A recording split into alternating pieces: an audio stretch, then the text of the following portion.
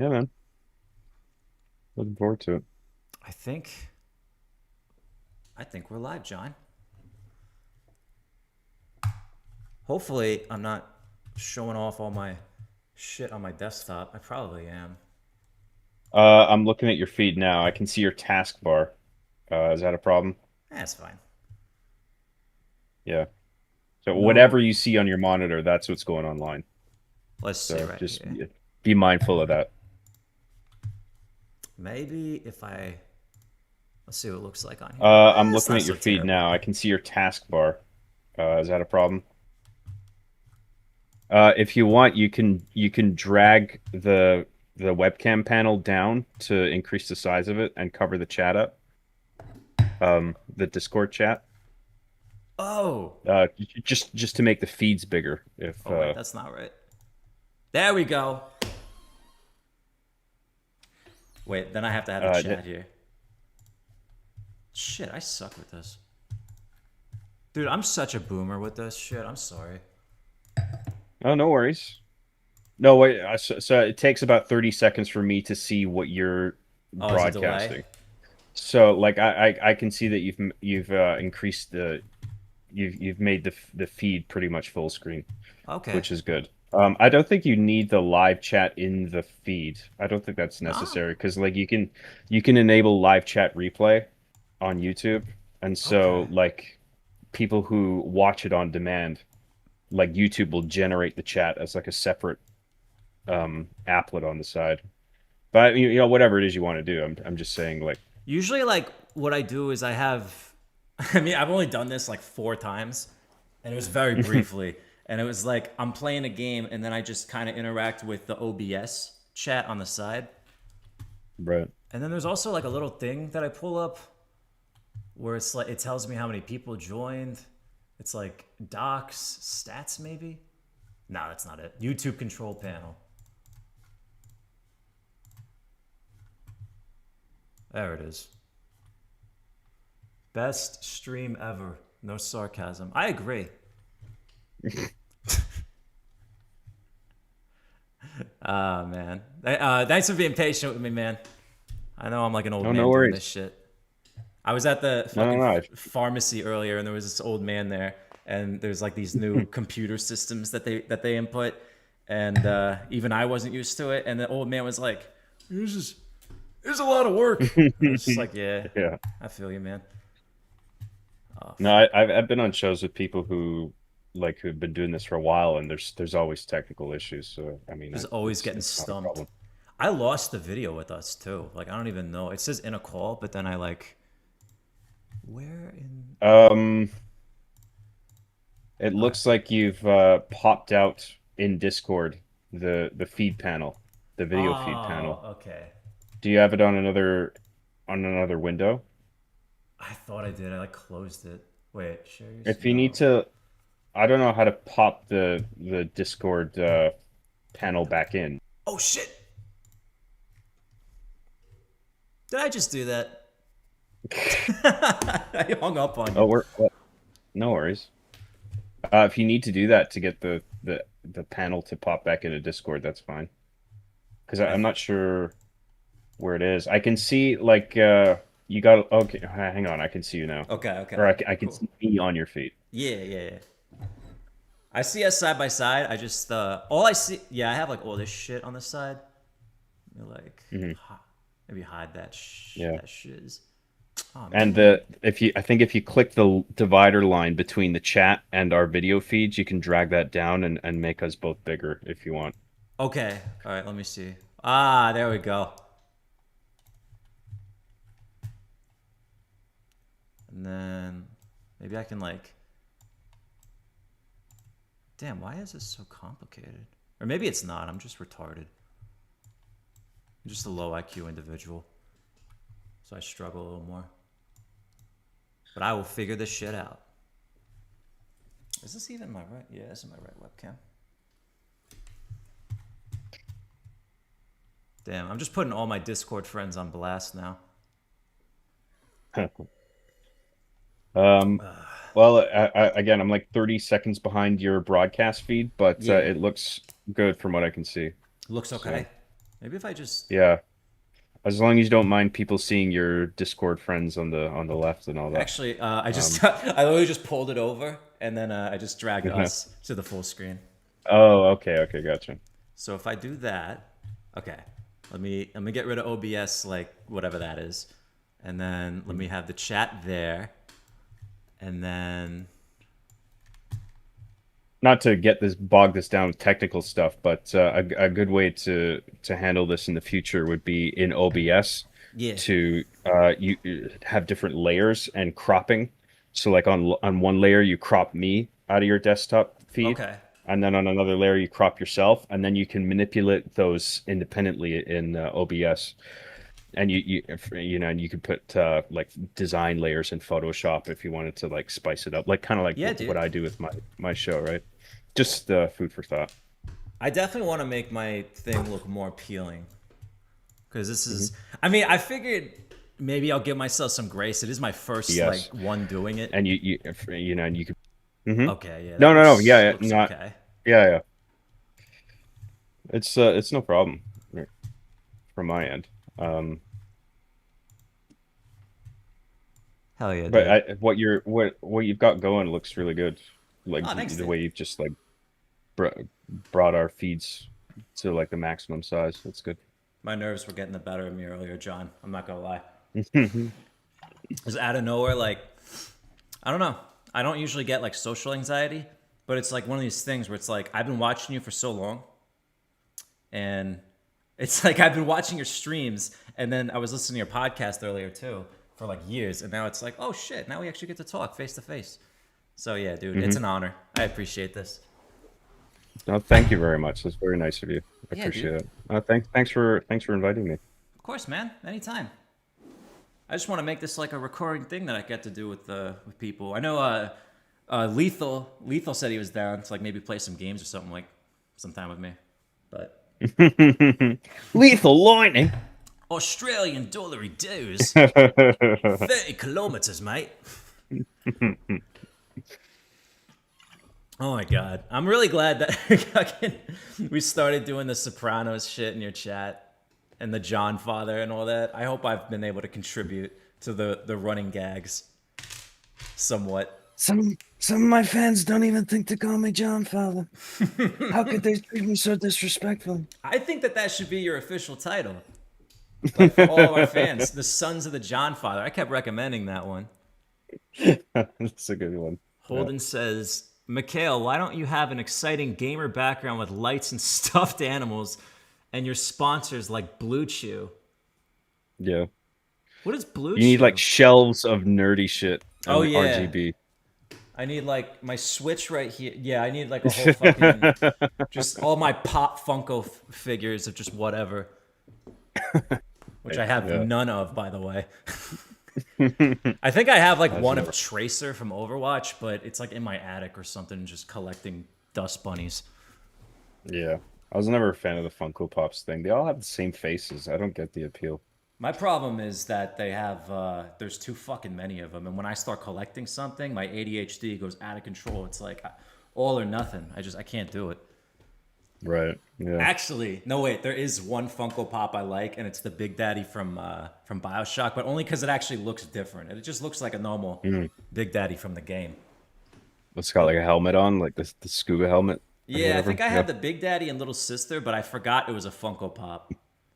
And I just figured, Right. why not? I like Bioshock, and I'm not much of a merch collector. I was when I was younger, but I kind of just did away with it because I don't know. I got stingy. Yeah, neither am I. I like just like moved around a bunch of times in my life, and Yeah, it just bogs you down having all this bullshit. dude, And I hate yeah, stuff. Like when you yeah, move, yeah. I just was like, dude, I fucking hate having all of this shit. The couch, the chair, all the fucking merch and all this shit I gotta move around, and just like this is just. I really just want to be one of those memes, like the guy with the TV, the mattress on the floor, maybe even an air mattress. Fuck it, just a blow up mattress. I'll have to Yeah. put Chadwick in the other room because he destroyed my last one.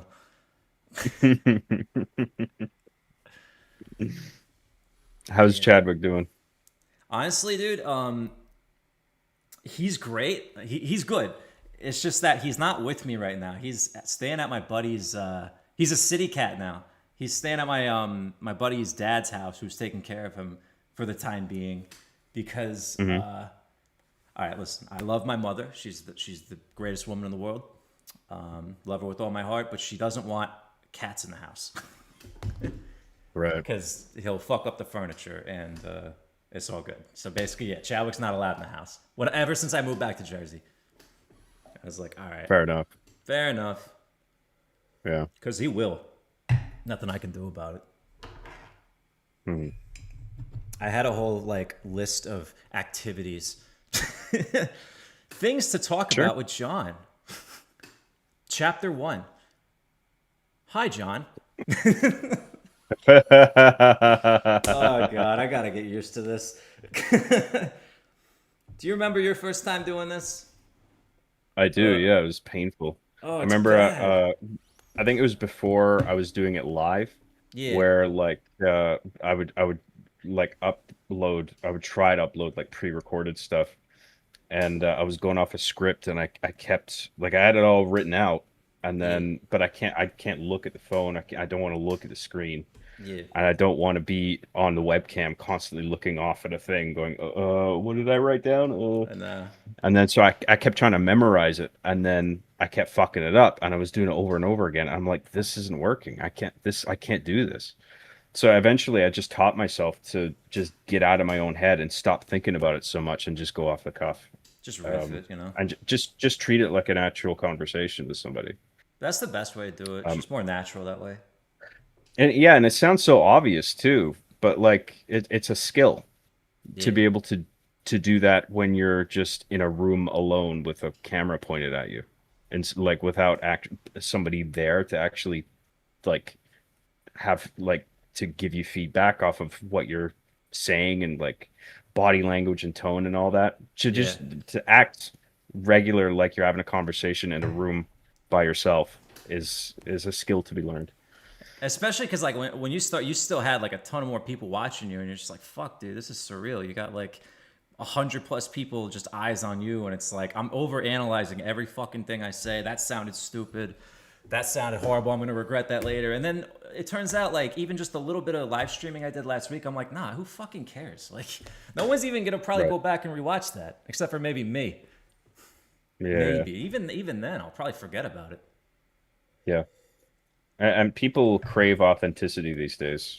So I mean, even if you talk off the cuff, even if you like flub what you're saying, you just like roll with it and skip over That's and honestly, that's yeah. probably my like one of the main traits I like about your channel is that, well, just you, is like you once said, it was a long way going back, but like I remember one thing you said that stuck with me. You're like, be the guy in between takes.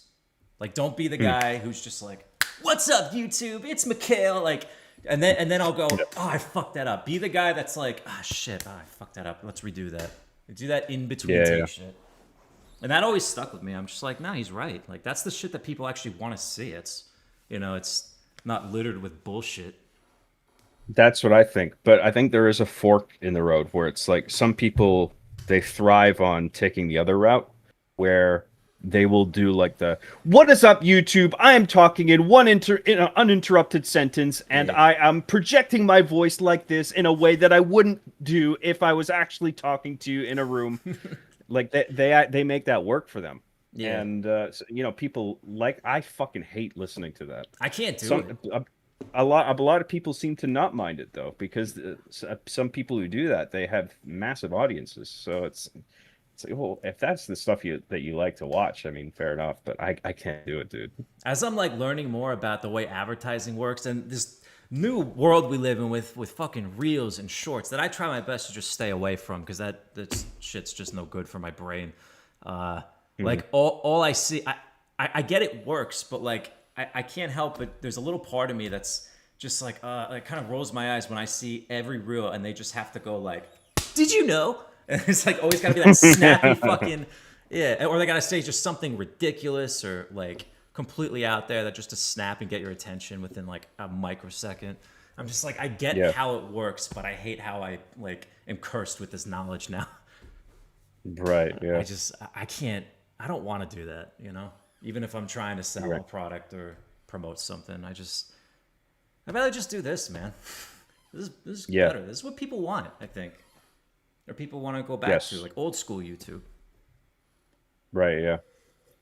I think that the nature of the landscape, like it makes people so terrified of losing people's attention that they feel like they got to do these like gimmicks and talk in a certain way where it's just like if I speak naturally or if there's any flubs in my lines or if I pause to think, I'm like they're just gonna quit and or Yeah, X out and then watch something else.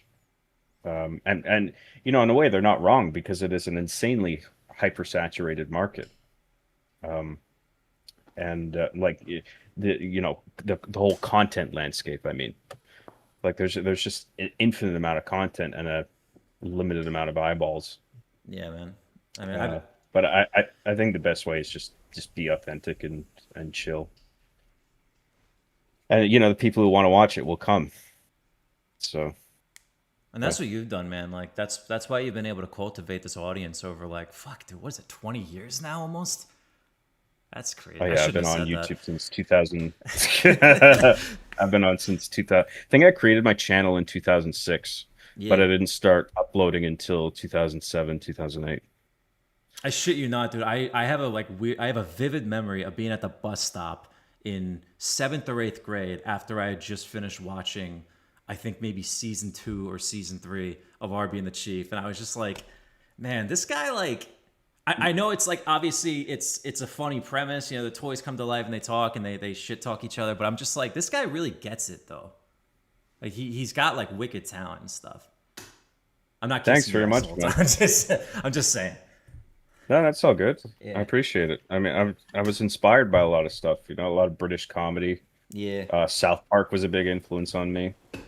I really liked satire, like comedy that was like clever about what it was doing, Yeah, with dude. like layers to it.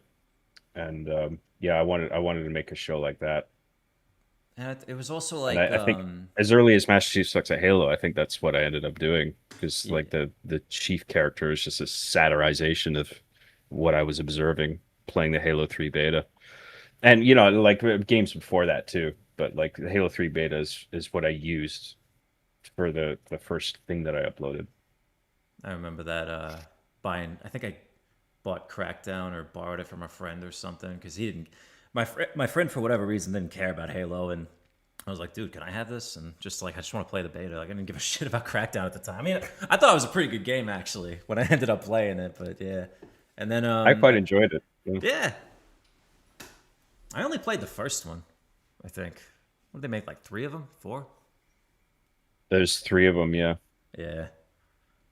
But yeah, dude, I'm with you on that. And then also like, I'm gonna So years ago, when I was working as a groundskeeper over at a golf club, I would listen to your podcast, the See Me After Class. You know, I don't know, but Yep. yeah. I meant but like I remember you would talk about what really resonated with me the most was you would talk about like your early days in school, and I'm not going into that for you. I'm just saying for myself. I was like, yeah, this guy like I've never heard someone else in my entire life articulate exactly what I was feeling at the time in school growing up, but like I wasn't sure if I was supposed to be ashamed of those feelings, if I was supposed to feel guilty, what was I supposed to do with them? I was too young to even like understand what I was feeling, and I was just like, nah, we really were kind of robbed of our time. Right. But Yeah. yeah, I Oh, mean, thanks. Yeah, I mean, I hear that a lot, and writing definitely helped me articulate my thoughts. And it's a very like I always encourage people to write like creatively or in whatever kind of form, like if yeah, even if they haven't done it before, because it's just like you never. Sometimes you don't know what you're good at until you try it. And like writing is such a valuable skill broadly because even if you don't write something that's like successful in some kind of commercial way, just being good at writing in general just helps you think better, I think, and verbalize. the things that you're feeling, which is it's such a useful skill to be precise about that, Yeah. to convey exactly what you're thinking to somebody else in a way that they can understand and nail it in a way that it's just like, yeah, that is how it is, Just like you know? reading or just writing, articulating your thoughts on paper. You are exercising your brain Yeah. and keeps you sharp, like you said. I always thought Mm. you had a really good vocabulary too. I remember like listening. I think it was a while ago. Um, it wasn't like your recent director commentaries, but like you did them before. I think once, and you were always using words. I'm like, John just taught me a new word today. I was Yeah, younger well, then, but I had my own sources like for that, like where like I read a comic strip called Calvin and Hobbes, for instance, I love Calvin and Hobbes, man. and yeah, and that was something that like had taught me words that I never heard of, and it because I was so like I loved the comic strip so much and the setting and the characters and the premise, it made me want to understand what the characters were saying, and so I would go and look up the words. Whereas like in any other context, I would be like, "What does that word mean? Oh, I don't give a shit." Yeah, But like because I was so serendipitous. invested, yeah. It's just like, oh, I got to look that word up so I can understand what's going on in this story that I'm actually interested in. Yeah, yeah, dude. It would compel you to actually want to like to learn it. Yeah. That's cool, man. But like you said, man, I gotta get out of my own. It's hard. It's like I don't even know if it's possible your first time doing it to just like be good. Hmm. Maybe some people are good at this, but like right off the bat, like if I'm by myself, it's one thing, but like I've never actually done. That's a lie. I have done this, but like with my one friend, and like nobody watched it, so it's a little different. Right. But I think it is a skill. I had to get good at it. Um, I think maybe a few people are just immediately gifted in that way, but I don't think that's common. yeah, Yeah, I think it's a learned skill. and then you start thinking like, should I just like move on from even talking about it? Am I just drawing more attention? Am I like getting in this? Am I getting stuck in this negative feedback loop now? Just over analyzing it, you know? Yeah. That, Yeah. oh, Well, it's I, fucking I tend to overthink things as well. So yeah. I needed to learn how to sort of squash that a little bit and just go with the flow. Definitely with like live streaming too. Like I wasn't. Sorry, I got distracted by the chat. I'm also severely ADHD, man. Like I am very much like squirrel. It's bad. Apologies in advance. No worries. Yeah. You know what? I got a good one. Earliest childhood video game memories, like Mm. including educational games. I got one for that. Just like those computer games. Like I had one. I think it was like Land Before Time Activity Center. It was called, and there was Yeah. this T Rex mini game on it. It was all mini games, but there was one with what's the Triceratops? What's her name? Sarah, I think. Where you play as her and you go through the From Land the Before Time. Yeah. yeah the bramble maze. Dude, that shit was Yeah. freaky. Yeah.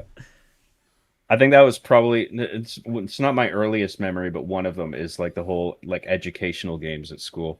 I Yeah, remember that my first experience was playing on an Apple II computer in grade two, and this was like before color monitors. And I was playing um it was like you control a helicopter and you're like dropping off. You're I don't know, you're picking up or dropping off guys who are like parachuting down or something. It's something like that. I think that's like my earliest memory. yeah, And then playing once there were color monitors, I remember playing a bunch of Oregon Trail. And then my first console was a Sega Genesis. And nice, I classic. probably I think yeah, I think I had I think Sonic 2 for Genesis would have been my first cartridge game that I owned. Do you think Sonic 2 is the best one out of like I the think OG ones? I think Sonic 3 Locked On with Knuckles is the best one out of the OG ones. Hell yeah. I think Sonic 2 is the one where the franchise found its footing because I think the first Sonic game on Genesis, it was sort of I think it's it had an awkward balance of speed and like really slow, careful platforming. Yeah. Like it felt like it wasn't a good. It felt like the the shifts between one mode and another were too sharp. But like Sonic 2 had this like constant momentum and this emphasis on speed, which was the whole point of the character, right? And showcasing the technology of the Genesis with the whole. I mean, the blast processing thing was a meme, but like it did have a good processor in it for the time. Um, so Have yeah, you? I think Sonic 2 is where it like nailed what it was going for initially. Yeah. Have you noticed that with like game series, like as opposed to movies, and not always the case with movies, but like a franchise starts and the first game is just sometimes it's okay, it doesn't age as well, but then the second one is like, okay, now we know what we're doing. And I think of that Yeah, with a lot of games, like even the first Spyro game, it's like it's good, but like then to Rip Those Rage is like, I think that's like, I mean, I don't know. I think that's one of the best 3D platformers. And then Crash, Spyro, Uncharted, like there's so many others, but it's just like the first yeah. one. It's like okay, let's see what we can do, and then the second they're like, now we can do better than this. Yeah, I've noticed that happens a Yeah, lot. no, I think that's broadly true. I think like with film and television as well. Like if a TV show makes it to a second season, Yeah, all of a sudden the writers know who is cast as certain characters, and the writers can start writing for that actor right. because Yeah, they know how they embody that character, and they can write to their strengths. yeah, exactly. Uh, yeah, and so often the case is like like sometimes you'll get, well, I think most of the time you'll get the one of the best seasons in a show will be the second season That's true. because it's just like we get these characters now, and it's like we're hitting the ground running. Exactly. Yeah, you know what to expect more. You're just that's yeah, that is probably how that works. That's cool because I always think like pilot episode of Sopranos and it's just like even Tony like James Gandolfini he talks differently in that one like he hasn't quite like he's good in it but like he's it's almost like he's not completely in sync yet with what becomes of that character until I No, guess maybe even a few episodes on but in the first season he speaks in a way that feels more refined, yeah like he's more like carefully enunciating things.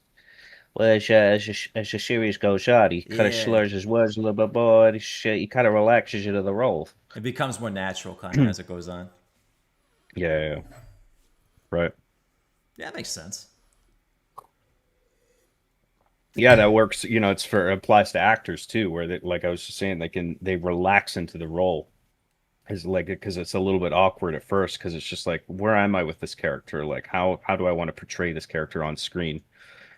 And then there's this like sort of feedback loop where the actor gets more comfortable and the writers get more comfortable writing for that person, and then Yeah. that's sort of they affect each other. Yeah, and they've probably just built up more rapport just behind the scenes. They just kind of work with each other better. They know what they're good at, what their strengths are, and all that. Yeah, yeah, I know.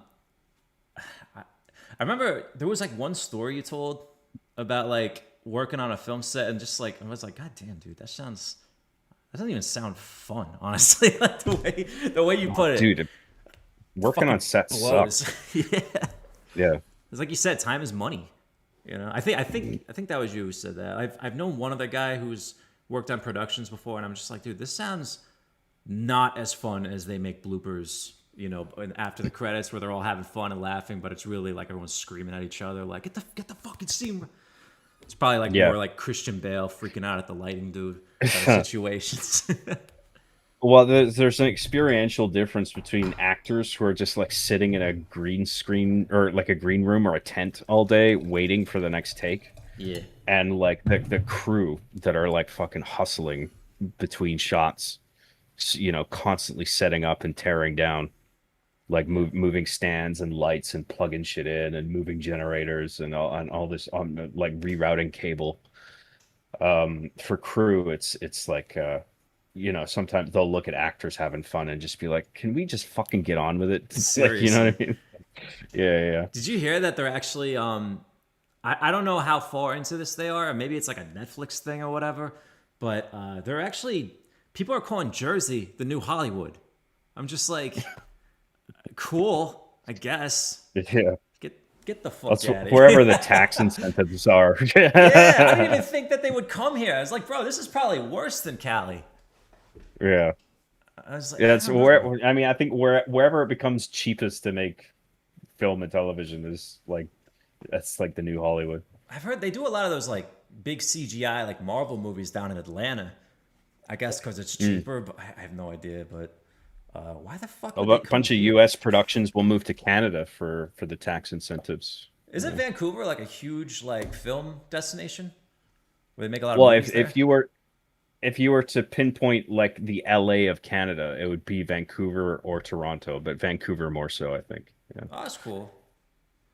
I spent one day in Montreal. I've been to Toronto like for an hour. We were just kind of passing through because I was at Niagara Falls, and then we were just kind of like drove up there and then drove west. But I've been to Montreal, and it was in December, so like everything was buried under snow. And I remember Right. like under the ground they have like these underground shopping malls. And it was pretty cool. It was like people just kind of hang out and live down there through the winter. Everybody's like hibernating. It was badass. Cool.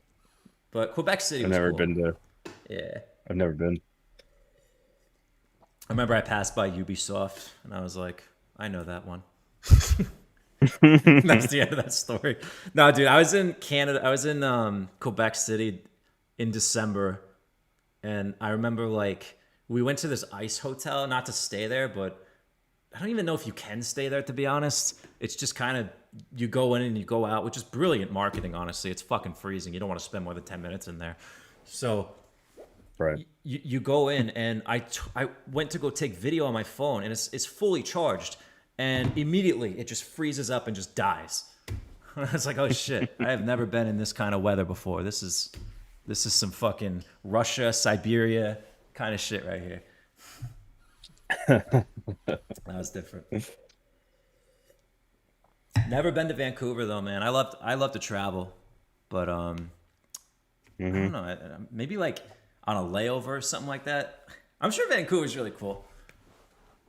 Yeah, yeah, but I don't know. I feel it's a bit overrated. I mean, like people ask me, like, "What? I'm going to Vancouver. What should I do?" I'm like, "Hmm. There's Science World." Yeah, just like the same shit as every city. There's an aquarium. Yeah, right. Yeah, there's a Yeah, there's some bar. nice restaurants. I mean, that's the same fucking everywhere though. Like, Yeah, dude. I lived in Denver, or like south of Denver, for 4 years, and Colorado's beautiful, but Denver is it's just another city. If you've been to any like medium-sized city in the U.S., it's like it's Denver. There's no like yeah, there's not even particularly any monuments that stand out. There is the mountains. Don't get me wrong, but like any man-made structures, there's like this one skyscraper that's shaped like a cash register, I guess. But there's nothing to really go like take a picture of Denver and it's like that's Denver. It's just like, oh, where's that? yeah. But that's not to knock Colorado, but it is a And beautiful place I think all cities have their ugly side too. for Like, sure. there's a part of Vancouver called East Van, and it is an absolute shit show. Like, just riddled with drug addicts, It's the and like, ghetto. there's a huge drug. We have a huge drug problem here in Canada broadly because of right now because of federal legislation. Like Yeah. people just use hard drugs out on the street and in Um. public bathrooms and stuff, and it's legal for them to do it. Yeah, dude. Most It's police can do is just ask them to leave. God bless, man. That's rough. I'm very familiar, man. I did when I was in Colorado, I did social work for like most of my time there. And Hmm. I started out with street outreach. So I worked with the homeless for years, just trying to get them off the streets, get them off the drugs and everything. And it's like, I mean, I was really happy to help anybody. I did get to actually like see people turn their lives around, and that was great. But man, that is not for the faint of heart. Like that, No, I had to move on from that. It's amazing experience. I really think a lot of young people should do it for a bit if they can stomach it. But pretty much everything, like nothing really surprises me anymore. I'm just like I've seen the nastiest, gnarliest shit, man. yeah. Worst I living think it's conditions. very cool that you worked in that capacity. That's awesome. Oh, thanks, man. Yeah, it was definitely an experience, and I'm glad I did it when I did it. But Mhm. It's like just one of those experiences. It's like, okay, I'm done. I've moved on from that. Time to stream. Oh, really? Right. Yeah. This is a better job. Yeah. Yeah. The comfier job for sure. Hell Yeah. yeah, dude. Screw coal mining and fucking HVAC and all that shit. Construction. Ugh. Getting up at 5 a.m. just to get the piss ripped out of me. Right. Well, I think even if it was like a comfy data entry 9 to 5 thing, I couldn't do it, man. I would just be thinking of like I could be making something right now. Like, Seriously. I s- yeah, my ambitions are like creative. Like I knew that from a very early age. I wanted to like make entertaining stuff. I Dude, don't me know too. what exactly what form. Yeah, but yeah. Me too. Honestly, I really credit you and a lot of like the OG YouTubers. Like I got you definitely the most. I sincerely mean that. And then like John Tron, AVGN, Angry Video Game Nerd, Nostalgia Critic, like all you guys. If it wasn't for you guys, I don't even think I'd be doing this. I don't know if I would have had even the fucking balls to just start putting myself out there. But I'm just like, dude, why like I think I waited a while, but I try not to live with any regrets. I'm just like, look, man, I'm 30 now and just start doing it now. And then when I'm 40, I can go, hey, look at all this 10 years of fucking content that I made that I Yeah. probably will end up hating most of it. I already fucking do. Every video I Yeah. put out, I'm like, ugh, oh, it's horrible. Yeah. But it's okay. It's part of the process. And like you've said on one of your streams, you told me you were like, dude, it takes a while to get good at something. Yep. Oh yeah, I mean, looking back on I mean, I like so much of my early stuff I find cringe in retrospect. I know, and it's funny because we But all love it. right, yeah. We all find it hilarious.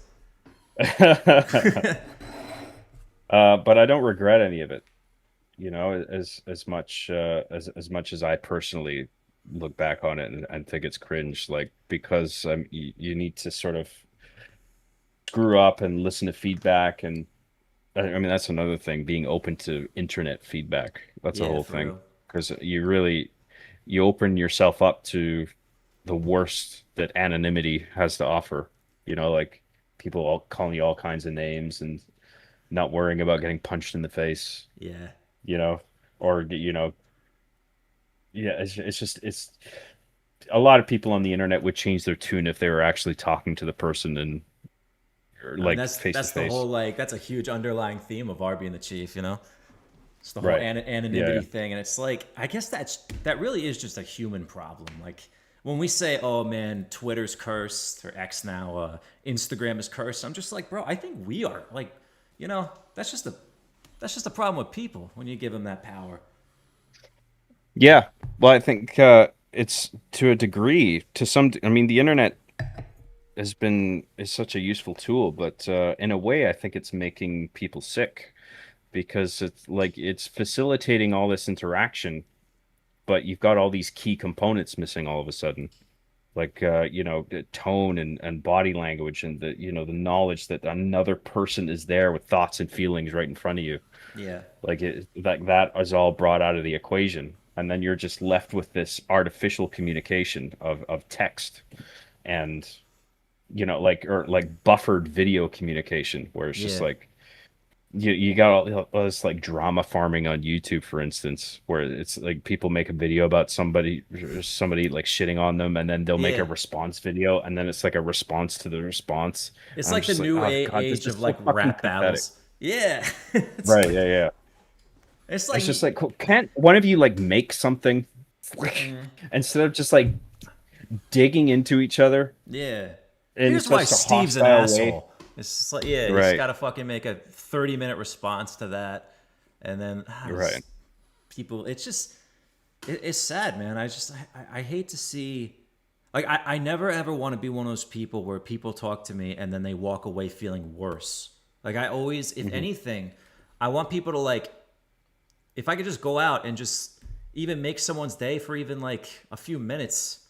Just I want everyone, if they have an exchange with me, to walk away either feeling better or like not shittier at least. You know? Yeah. I think And I think there's some people that really can't comprehend that. It's like living for the benefit of others. yeah, Um, completely neglect yourself. You do have to look after yourself, but like there's a lot of joy to be had in making other people happy. Whereas a lot of people just they look out for number one themselves and that's it. And I they just think want everyone to that laugh and share a good time, man. yeah, same Yeah. same here. That's my outlook. Like even if it might be unrealistic in some situations, but I just like yeah, you know, like I said, what was I going on? I just thought of something like that thought the other day. My fucking ADHD brain just scrambled it. But yeah, I don't know. I want you want everyone to get along, man, but like not to be a Yeah, hippie about it, but I don't know. right. Yeah, yeah. And there's a division now more than ever. I mean, in the past 10 years or so, like it's just with like everybody wearing their politics on their sleeves, for instance, and just being Yeah. so overt about everything and fighting. Not to get into all that, but I'm just saying like No, you're good, it man. feels like such a divided world, Yeah, I feel you, and man. I feel like I'm just always trying to bridge the gap with nuance and sort of neutral takes and seeing both sides of things, but then Yeah. you risk being written off as a coward and Yeah, dude. people who dig their heels in on either side, they don't like the fence sitters, Exactly. They're because just like, oh, they if you don't feel it choose makes a them look side, dumb. you're my enemy. If you Yeah, don't, it's like I don't see it like that. Like you're yeah, just trying to have like mutual respect from each side. You're just like, dude, look, we can have our disagreements, but like at the end of the day, we can still like share a laugh and you know, yeah, just shoot the shit. Like it's fine. And that's the thing is like I don't even you know how often throughout my 30 years on this planet I've like changed my mind dramatically about things just back and even with a matter of days. I'm just like, dude, I don't yeah, even know if I'm qualified to be allowed to vote, you know, or whatever. I'm yeah, just yeah, like, I don't know, because I don't have super rigid thoughts about so many things. Like when people if they ask me about a deep topic, I'm almost just like, I don't even, I visualize, I'm just like, I want to take a step back and just, this isn't about me. I want to hear this person's side, this person's side. And then, I don't know, maybe I'll come to a conclusion, maybe I won't. But I wish, like you said, I wish more people were okay with that kind of like indecisiveness or just kind of like, maybe my decision is to be indecisive. yeah. I wish more people would resist the urge to pick a team Yeah. in some cases.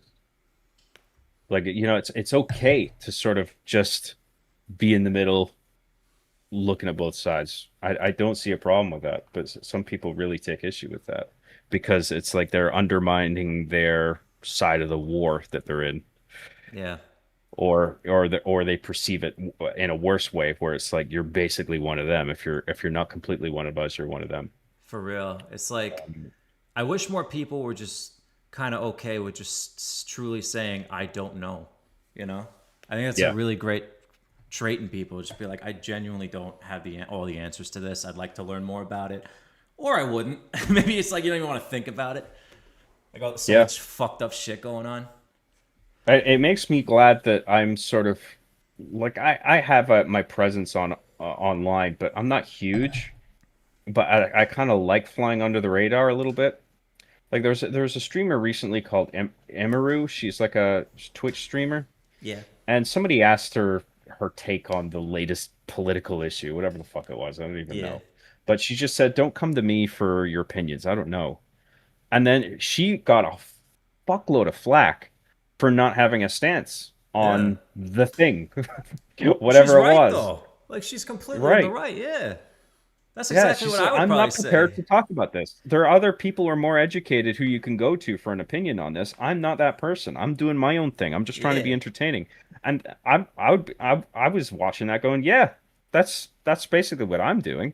That is I a don't want totally people valid to, answer. I saw Elvis did a video once where it was like, I don't know, he was like really fat in it, so I think it was towards the end of his life. But like, Mhm. he was, some reporter lady was just trying to get in his face, asking him about whatever was going on in Vietnam or some shit. And he's like, well, listen, honey, I'm just an entertainer. I soon keep my beliefs to myself. Oh, I was just like, dude, he's the fucking man. Like, that's how I would respond. Yeah, Or at least try right. to, you know? It's like, I don't know, man. Like, I don't even want to start. because it's just so Yeah. ugly. And the worst thing to me is like it tears families apart. I'm like, how, man? Like, come on. I'm very family Right. oriented. You know, we're Italian. We're Italian American, Yeah. and Yeah. we don't let that. You know, but I hate to see that with other people. I'm just like, man, I wish you guys could just kind of just hash your shit out on your own time, but not make it like such a big fucking ordeal. I hate being told what to think. And in Oh yeah, college, I was surrounded by people who were sort of pressuring me to think a certain way, yeah, dude. and that made me look at like the opposing side on the internet. Yeah, And not that I fell onto the other side, but I was from that point on, I was very conscious about examining both sides, and not being captured in some kind of bubble. it kind of forces you Uh, to, in a way. yeah, yeah, yeah. 'Cause Right. you know your gut's telling you like this isn't right. Like I'm not. My intuition's Yeah. telling me like this isn't. I don't actually feel this way, and I need to like kind of at least investigate why I don't feel this Make up way. my own mind at least. Yeah. Yeah, I just hated school in general too, man. I never liked school. I honestly kind of wish I was homeschooled. Not even to Yeah. sound like a brat. Like I get like not everybody gets the opportunity and all that. But sometimes I'm like, dude, I just wanted to be at home playing fucking N64 and Oh yeah. Halo. It's just not what I Oh wanted to do. yeah. I mean, I was like, I hated it as well. It was a nightmare. Like all the social pressures of it, the insecurity, occasional bullying. Yeah. It was just awful. And then at the end of the day, it's just like I've already spent 6 hours of my day here, and now I'm supposed to go fucking do homework. Do a fucking book Like report on I Catcher in the was Rye yeah, or some shit. I resented the fuck out of it. All I wanted to do was go home and play N64, like you were saying. Yeah. That's all I wanted to do. It's like So, all I could think about. It's like oh, dude. I want to play Donkey Kong.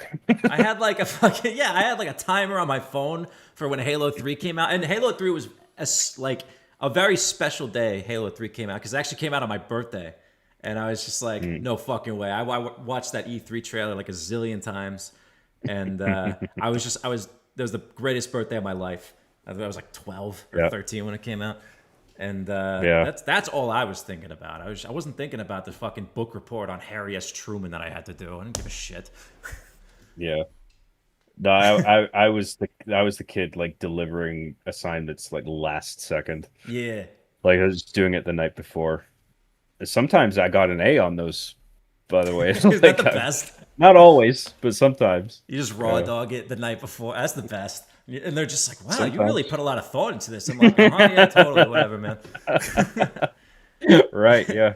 In fact, that's some of the. I remember a parent teacher conference I went to, and I remember I think at least a couple teachers were like, "He's a really smart kid, but he doesn't show it. Like he doesn't perform that way. Like he has much more potential." And I'm Right. just like, I don't want to impress you. I don't give a fuck. Dude, remember you You know what get I mean? graded? Like, I don't know if your school was like this, but they would actually 10% of your grade was fucking participation. And I'm like, fuck your participation. Not every kid wants to raise their hand and talk. yeah. I Right. guess I kind of forced myself to grow out of it, but I'm like, you're gonna grade me on that shit? That's like an ingrained. That's like my personality. Like, I don't Dude, even want anyone I to know remember I'm I was here. right. I remember I was in college, and the teacher asked a question, and it was something I knew the answer to, and I didn't put my hand up. And the guy, or not kid, but like the guy next to me, he knew that I knew the answer, and he was just like, "Dude, you know about this? Why aren't you saying anything?" I'm like, "Why the fuck would I put my hand up? This is fucking school. Who cares? Yeah. Let someone else answer. What am the I trying to question. earn points with the teacher? I don't give a fuck." Yeah. And sadly, that's usually how it works. It's like just you engage Yeah. more, you like show you care more. That's how I passed math. I was just like pretending I gave a shit, and the guy, I think I like in college, like I had to take some sort of hybrid course of calculus and fucking, whatever the other ones are, fucking algebra and just all this shit that it's either you got the answer right and you show it, or you're wrong and you get an F. It's not like English where it's like, okay, well, we got some leeway here. You know, some wiggle room to Right. like, I could give you a B or C, but like, no, math is just like, you get it right or you get the fuck out of here. That was all my teachers, by the way. They're all like, get the fuck out of here. Every one of my professors. I had a, so I went to public school for most of my life up until high school. And then I went to Catholic high school because it was just closer to me. And I was brainwashed into thinking that was the better idea when I was in 8th grade. And I don't regret it. You know, it was fine. I walked to and from every day. And freshman year, I had this scripture teacher who I really liked. He was hilarious. But I remember one day I did this book report or this PowerPoint assignment on like Noah or no, it was Moses. And I worked really hard on it. Like I spent hours on this fucking thing that I didn't want to do. But like I wanted to be playing like World of Warcraft or whatever I was doing at the time. And I spent a lot of time on this. I remember he just came in the day that it was due with just such a sour mood. And I was like, oh shit, what's up with him? Like, and he just, I remember at that point, and I really, really respected him up until he did this. He just called me out and he's just like, yeah, and Mikhail here, who, like, I was like, I think I made a joke with my friend or something. We were laughing about something else. And he just calls me out in front of the whole class. He's just like, Mikhail here, who thinks it's so funny, you got like a 56 on the assignment. And I'm just like, first of all, the fuck?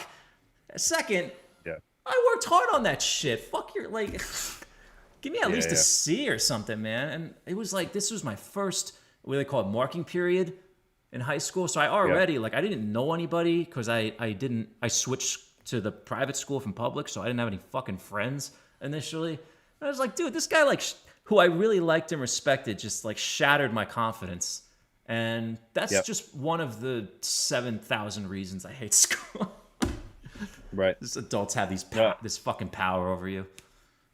I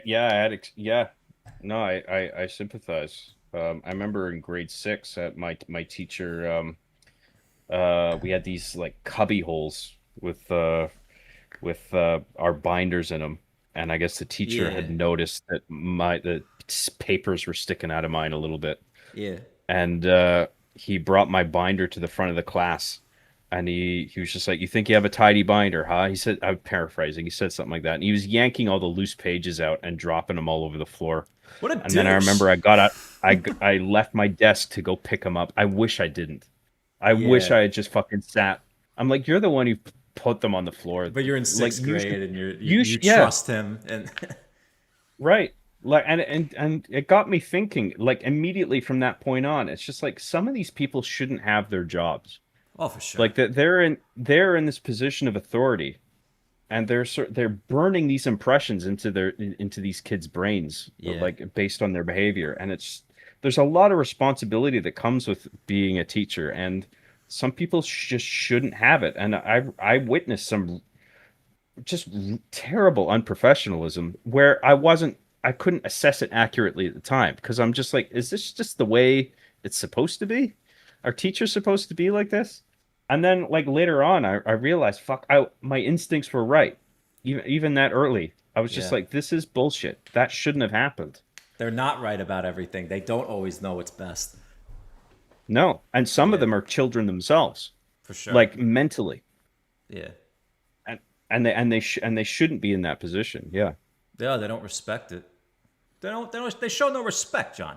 You get no respect. And that sucks, man, because that's like a core memory that sticks with you now. And it's like, fuck, you don't know the things. Like I try to like just laugh it off, all those things, but it's like, how much did that really fuck with me? Like to this day. Yeah. Now I'm 30 and it's just like, this shit happened, it was 2009, I guess. So I don't know. 60 years ago. Yes. It's certain shit just gets burned into your brain. Like it's like a branding iron. Like you never forget it. I will never forget that moment. I felt so embarrassed. You just tossed your shit on the ground? What an Yeah, asshole. dude. And then I humiliated myself by picking up the papers off the ground and scrambling around to get all the papers. And I was just like, that part was my fault, but I was a kid and I didn't know better. You're just a kid though. Yeah. Not your fault. It's just I probably would have done the same thing and probably had a shower thought later, like, man, I should have just fucking up. Not just kidding. I'm a very non-violent person. And I remember I encountered that calloused me towards some bullshit that I would eventually encounter in college.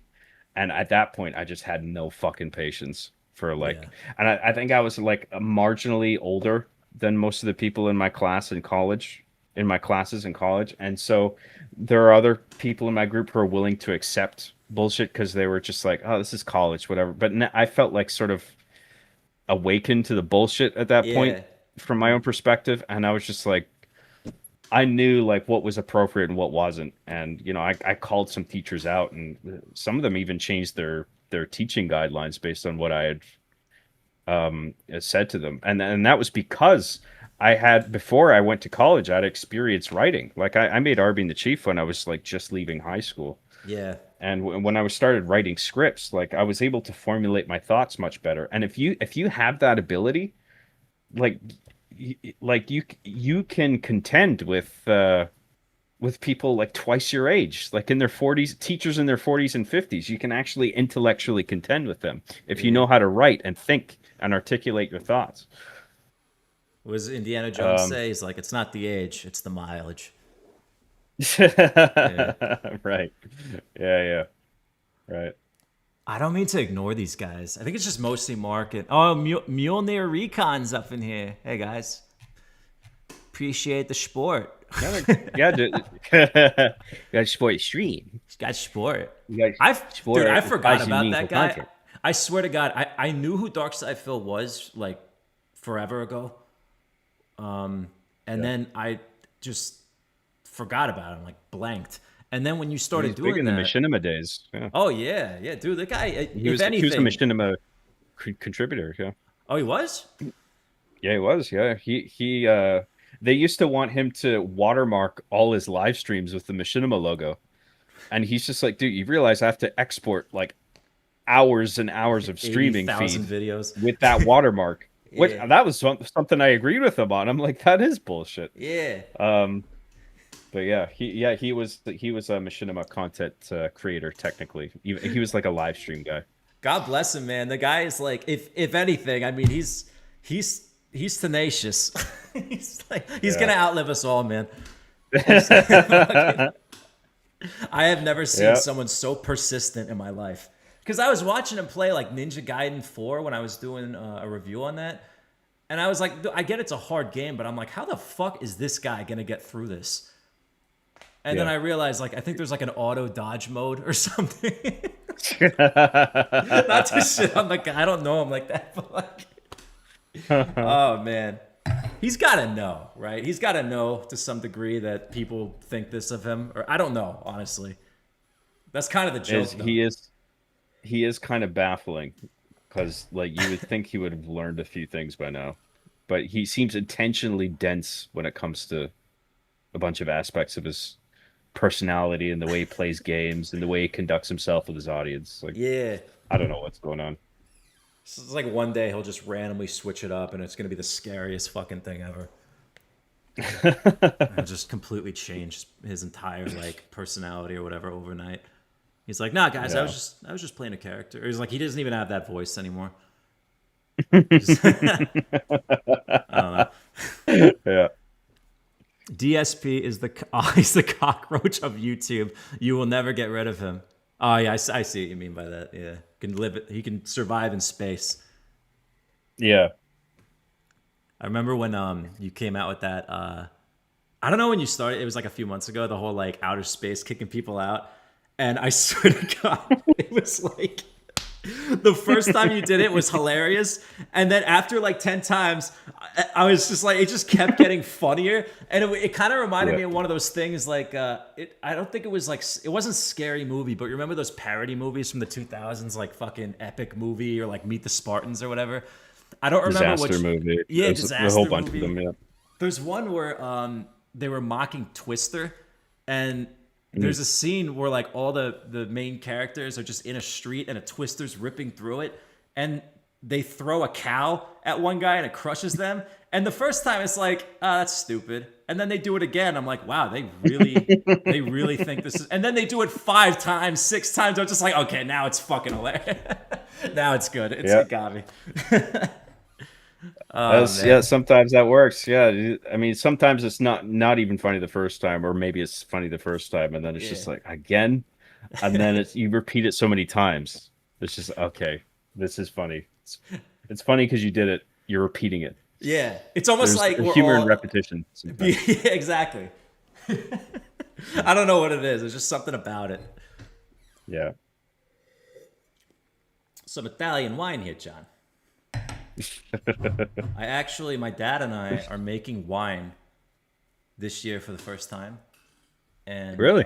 yeah, man, my family in in the old country, they make wine and chestnuts. I don't know what the fuck you do with those, but you roast them or something like that. I'm not even sure, but yeah, that's what they do, and we're trying to like recreate that. And I just tried to sip it our wine the other day, as it's aged like a few months now, and it just tastes like grape juice. But you know what? It's our first time. It's our first. It's my first stream. It's my first time making wine. You know, like you said, got to take a while to get good at something. Good for you, man. That's awesome. Yeah, it's fun. It's nice to be back. My home state, Sweet. New Jersey. You got to come to Jersey, John. John Con, New Jersey. That'd be sick. That'd be a movie. Let me I'd pull like to up. check it out. Yeah, I mean, honestly, man, like it is kind of the joke state. Oh, I guess Ohio's the meme state, but like Jersey's kind of, we got Sopranos, Jersey Shore, we have all those like stereotypes, but the thing is like Right. there there's so much truth to that though. To that, yeah, especially you go Right. down the shore and people are like, yeah, that is exactly what it's like. And but Jersey Right. really, it's one of those things where I grew up here, I'm used to it, and it's like I can almost take it for granted. But we really do have a little of everything. We've got New York City right there. We've got the beach. We've got a little bit of mountains actually to the west, and we're close to, you know, we're in like one of the 13 colonies, so we're like close to New England. We got all that history there. It's like this actually a pretty nice place, but we got a lot of people here though. It's very densely crowded. Sorry, I'm just looking Cool. at things to bring up. No, no worries, man. And eventually I won't even have to do this. Cause let's see. Um oh yeah. Yeah, we were talking okay, yeah, we did the educational games. Fuck it. I wonder what that helicopter game was that you were playing, because that sounds like the parachute game I was playing on Atari. Maybe. I mean, because there are like certain games that were ported to other platforms back then. They might have looked different, but essentially the gameplay is essentially the same. I've been trying to think what the name was, and I've spent some time trying to figure out what it was, but I couldn't find it. Because You ever have that? there's a shitload of Apple games. Oh yeah. Apple II. It was on the Apple II specifically, but there's a fucking shitload of Apple and DOS games. I Or just started um Marathon, the old one. oh right. Yeah. Yeah, Apple Cool. game. I never played that one. Is it any good? It's like, yeah, I mean, it's the blueprints for Halo essentially. And I mean, I only played it for like an hour, Right. but I was gonna do some sort of video on it, and like maybe of the whole trilogy. I don't think they're all that long, but just because the new one came out, which I heard everyone fucking hates. I don't know how true that is, but Mhm. yeah, I just figured it's just there's so much stuff to make. It's like I never know what to do. I'm making a Luigi's Mansion video right now because I adore that game, and I almost Great forgot games. how criminally short that game is. Like I blasted through it Mm, like twice in a couple hours just for footage. And I was like, God damn, this yeah. game is like I love it so much, but man, it is so fucking short compared to like 2 and 3. But it is, it's uniquely kind of it's definitely my favorite E-rated horror game for sure. I think it's one of the best horror games ever. Yeah, Despite it being Nintendo, you might not think, well, yeah. not you specifically, but like generally, people might not think that a Nintendo game could achieve one of the best horror game statuses, but I think it's good. It's just got that like I don't know if it's because it's limited from like early GameCube hardware or something, but they weren't quite able to replicate it with the sequels because the sequels they're good games, especially 3, but like they're almost too Mhm. cartoony, you know? Right. And it's like Yeah. the OG one, it's like even the music is kind of unsettling, like the Yes. design, just the mansion itself. If you take Luigi out of it, then it's like, this is a Mario game? Like this is it looks completely separate. It's got its own unique style going on, and it's just it's there's an eeriness to it. I really I dig that. agree. Yeah, it's genuinely creepy. It manages to be Yeah, sometimes. I love it, man. And I'm basically like, because some of my favorite games, of course, they've just been talked to death, like Luigi's Mansion. So I was trying to think of an original thing to do, and I'm just like, I'm gonna rank all of the ghosts, like the portrait ghosts in the game, worst to best, or like one of those things. I'm just gonna like rapid fire it. So I just started editing that together and just kind of make a fun thing out of it. Well, the fact that you can even do that is to the game's credit, where like each ghost feels like a personalized member of like a large family. Yeah, That was one of my favorite things about it. they all have their own backstory and like sort of like contribute to that actual overall like what's going on here. Yeah, and you have twists on like you have like the baby of the family is one of the bosses. Like I Yeah, think that's such a cool idea. yeah, he's one of the best too. I think honestly, like the weakest part, and I don't think the final boss is bad, but it's like it's. I really do think like you had to have Bowser again. I know it's not really Bowser, but it's just like Mecha Bowser with King Boo piloting it. It's just like, if anything, that is the Hmm. weakest part of the game to me. And the fact that it's like, Right. I think it was originally it was going to be an N64 game, so maybe that's also why it's so short. But I was like, damn, I Mm. could have, you could have gone another couple areas, man. But Right. I pretty much love I love all the ghosts in that. I think the only one I don't care for is that one guy when like the lightning strikes the mansion, the power goes out, and you have to go hunt him down. You just go to like one of the early rooms in the game. He's just standing there like an asshole, and he doesn't even do anything. He's just fucking just like, yeah, got him. And he's just I think his description is like, yeah, no one likes this guy. Nobody wants to Yeah. hang out with this asshole. I think the payoff doesn't meet the buildup. I Yeah, do like the idea of like the power cutting out from the house. that was And cool. it's Yeah, just like, there's this one ghost that only shows up if it's like super, super, super dark. yeah. Like that's cool. But then you find him and it's a bit underwhelming. Yeah, you thought he would be that would be like Bogmire or like one of those like really sinister ones, but it's just some asshole in a fucking trench coat or something. And just Right. randomly in like one of the rooms, one of the early rooms. It's just like, what the fuck was that about? I don't Yeah. know. Flawed masterpiece. Yeah. It's hard to imagine on N64. I Like it know, really right? benefited from being on the GameCube. Yeah. Absolutely, man. Yeah, I guess that is why it was a launch title too. Yeah, it Was was like a graphical showcase in some sense. Yeah. Showing what it could pull off. and that's also There's like the thunder, the lightning and shadows, the lighting effects. Yeah. yeah, dude. Yeah, I'm sure someone's done like a demake of it or something like that. Or like a Mm. mod or like a hack or something like that. I was just playing at my brother-in-law's house the other day, the Super Mario Sunshine. I think it's like Eclipse or something. And you can actually long jump like in Mario 64. I was like, this is Oh weird. yeah. Yeah, it's hard too. I was like fighting one of the bosses. It's just like a purple shine spray that fucking throws itself at you like a ninja star. I was like, this is tough. Is this like a Sunshine mod?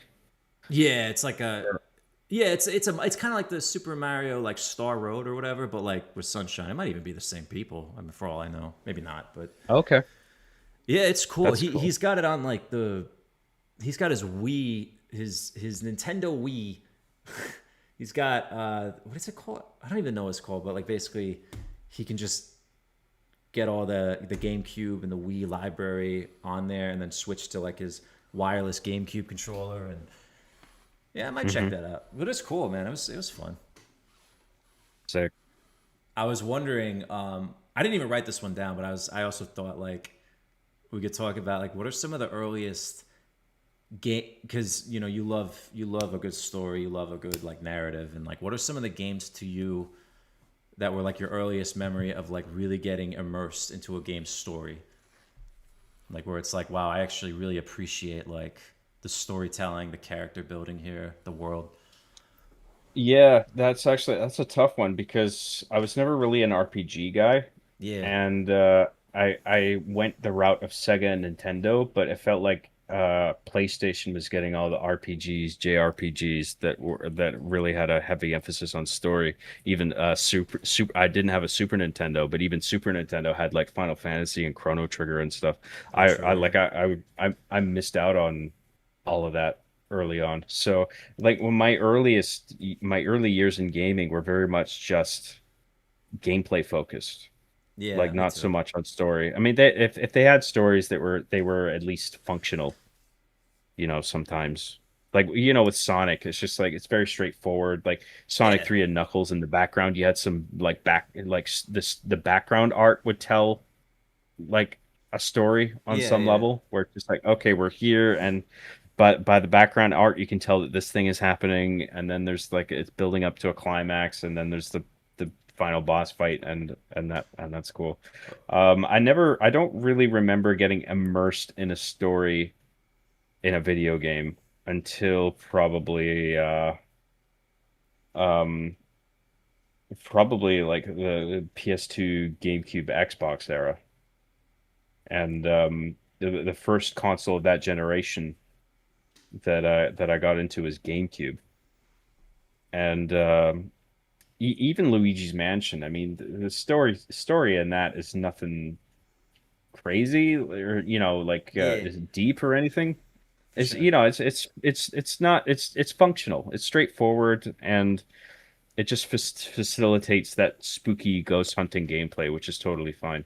Yeah. Maybe Eternal Darkness, Sanity's Requiem for Oh for shit, GameCube, I gotta play that, man. I still haven't. because it had this huge sense of scope and telling the same story from multiple perspectives across multiple ages of time. Oh, that's cool. And then and yeah, it is a fucking awesome horror game. Like It's different one of the periods in best. time, like different like centuries or whatever. Different periods of time, and you play as different characters in those settings, but they all sort of converge into the same Cthulhu-like sort of threat Yeah, that's sort of looming over the entire story. And that, to my recollection, that's one of the earliest experiences I had where it's just like it opened my mind to what a game could be in terms of storytelling. And like I hadn't even touched the likes of Final Fantasy and shit like that dude, at this point. I've never played Final Fantasy in my life. And I actually, when I was down in Brazil in October, I met one of the director guys, and I felt bad because he seemed like the nicest dude. And then he's like, "Oh, like I just was just like, yeah, it's good to meet you and all that." And I'm just thinking like, I've never even played this shit. He was like the director of the remake or something. But yeah, man, you're right. Like a lot of these 3D platformers stuff like Banjo Kazooie, one of my favorite games of all time. But like, yeah, it's just like the story is. It's not an afterthought, but it's also like it's very serviceable. It's just like Witch steals sister and I don't know what's Conker's bad fur day. Like fucking, he wants he wants like a table leg or something. So it No, does. but I was just thinking of Conker's Bad Fur Day. There is a narrative complexity to that relative to I think a lot of other N64 games, Yeah, or games in general of that era, or of that generation, yeah, where there's like it's all very silly, but there is a depth to it. I yeah. think Conker's Bad Fur Day. That was quite unusual. That I remember that stood out to me as well. That would be another one alongside Eternal Darkness for like earliest games that sort of introduced the idea of broad and relatively deep storytelling. That would be one of them. I think for me maybe like aside from Halo One, which I played very very young, probably too young to be honest, but whatever. What are you gonna do? Yeah. Yeah. I think I was playing that like at my uncle's house because I didn't have an original Xbox, and I think I was playing Halo One at my uncle's house. And I played through the whole campaign. I just remember that the third mission where you rescue Captain Keyes and they talk about like what is Halo? Halo is. I'm just like that was the first time I think I remember going like, wow, this is some deep shit. Yeah. This is some heavy duty lore right here, and it's. But then For also for a video game, yeah, yeah.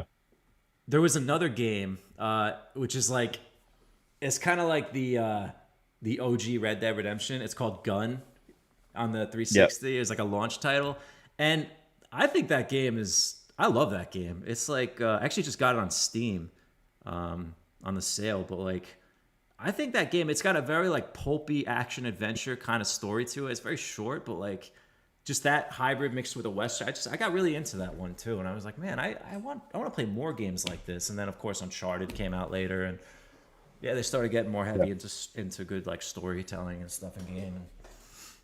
Hmm. And yeah, that was I one of never my early played ones. Gun. It's a Yeah, good yeah. game. I dig it. That's cool. I mean, it of course anything you compare it to like Red Dead, and it's fucking, you know, Right. it's small potatoes, but I still like it. Right. Yeah, yeah. But yeah, man. I mean, with games, the story, from my perspective, is not the priority. I mean, even is it fun or not? Yeah, A good story is just a bonus. I feel like, for sure. and that's not to say that a story should necessarily be neglected in a game. Like if you can do both really well, then absolutely go for it.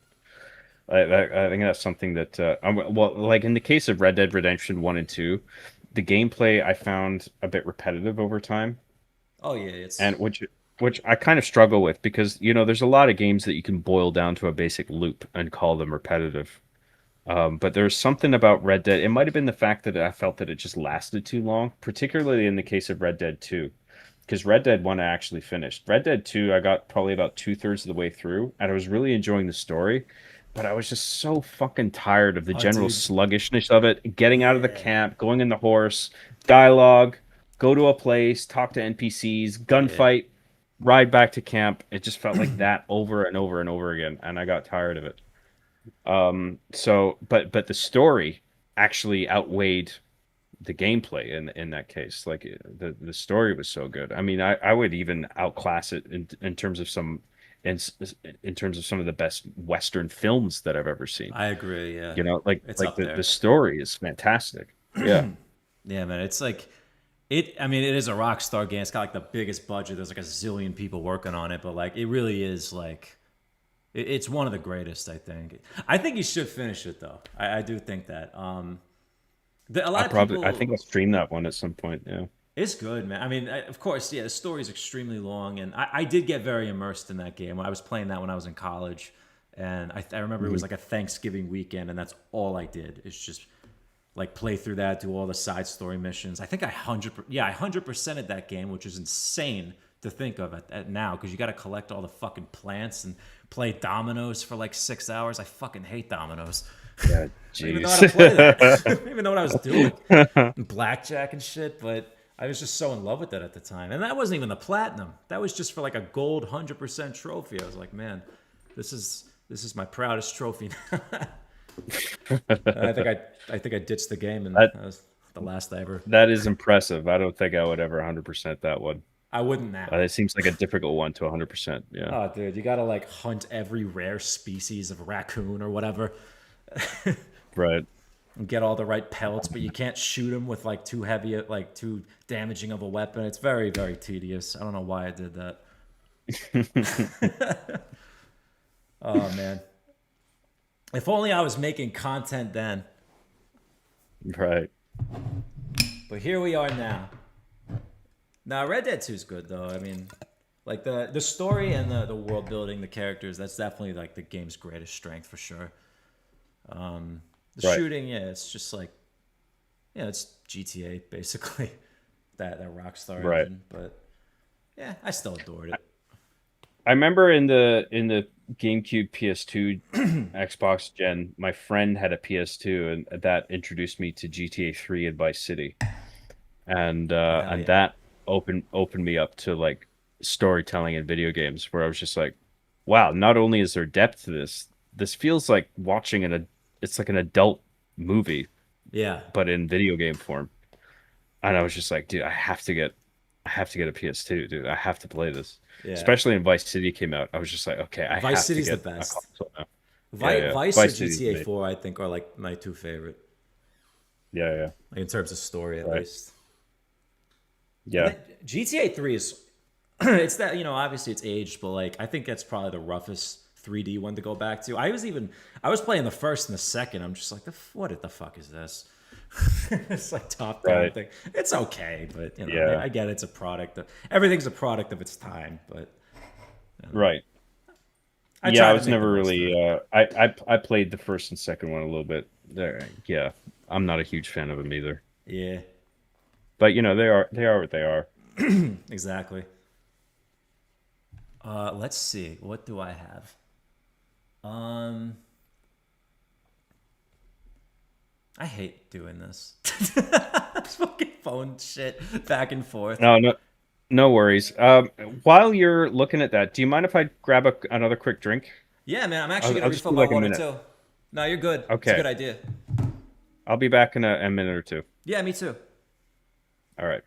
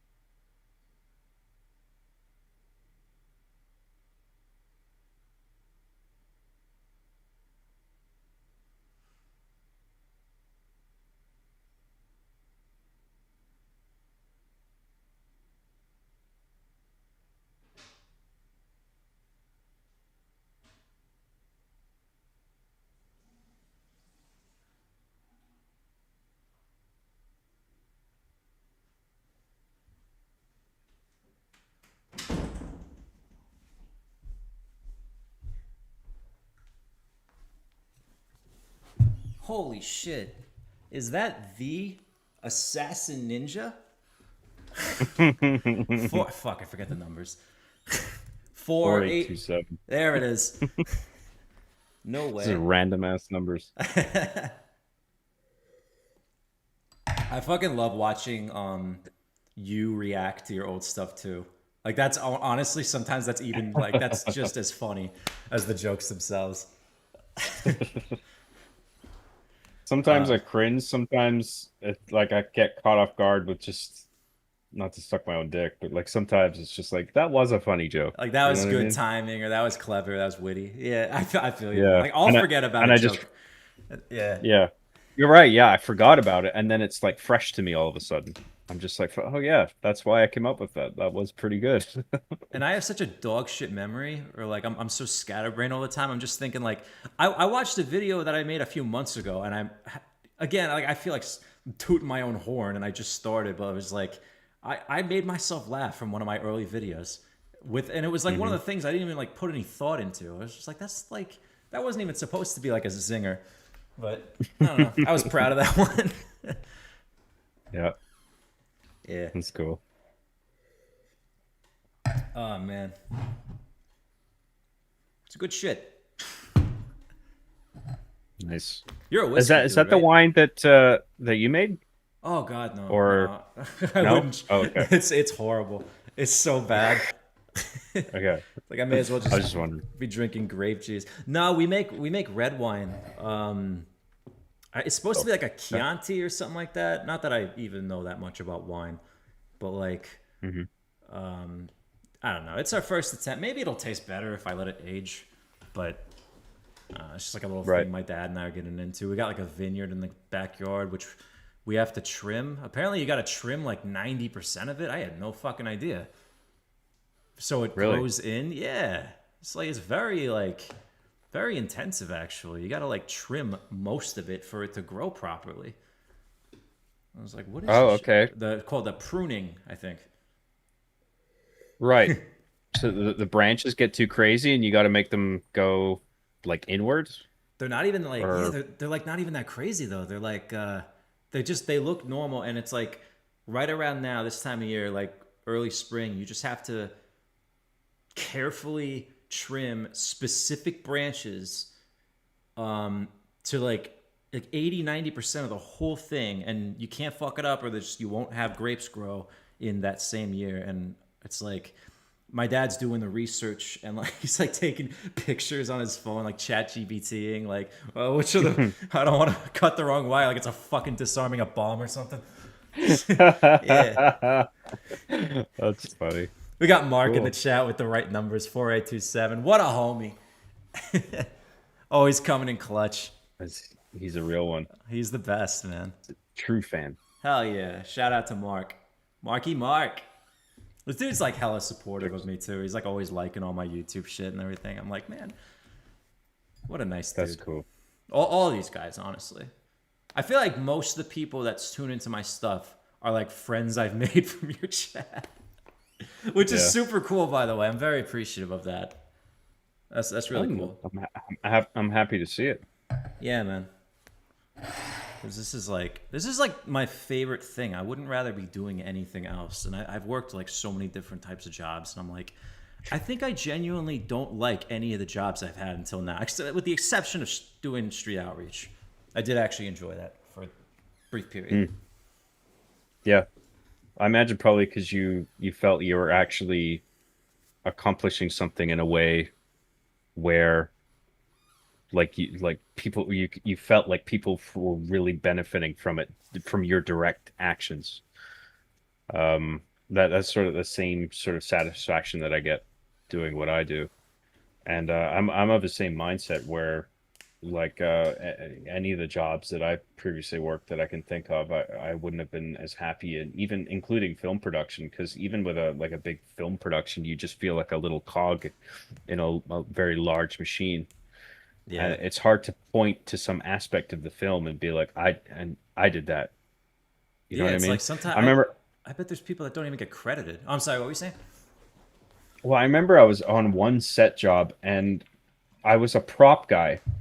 And I remember my one job, I remember one thing, I had to do a number of things behind the scenes, but the one on camera thing I had to do was unscrew the license plate off of a picture car, which means like a car that's in the frame Yeah. of a certain shot.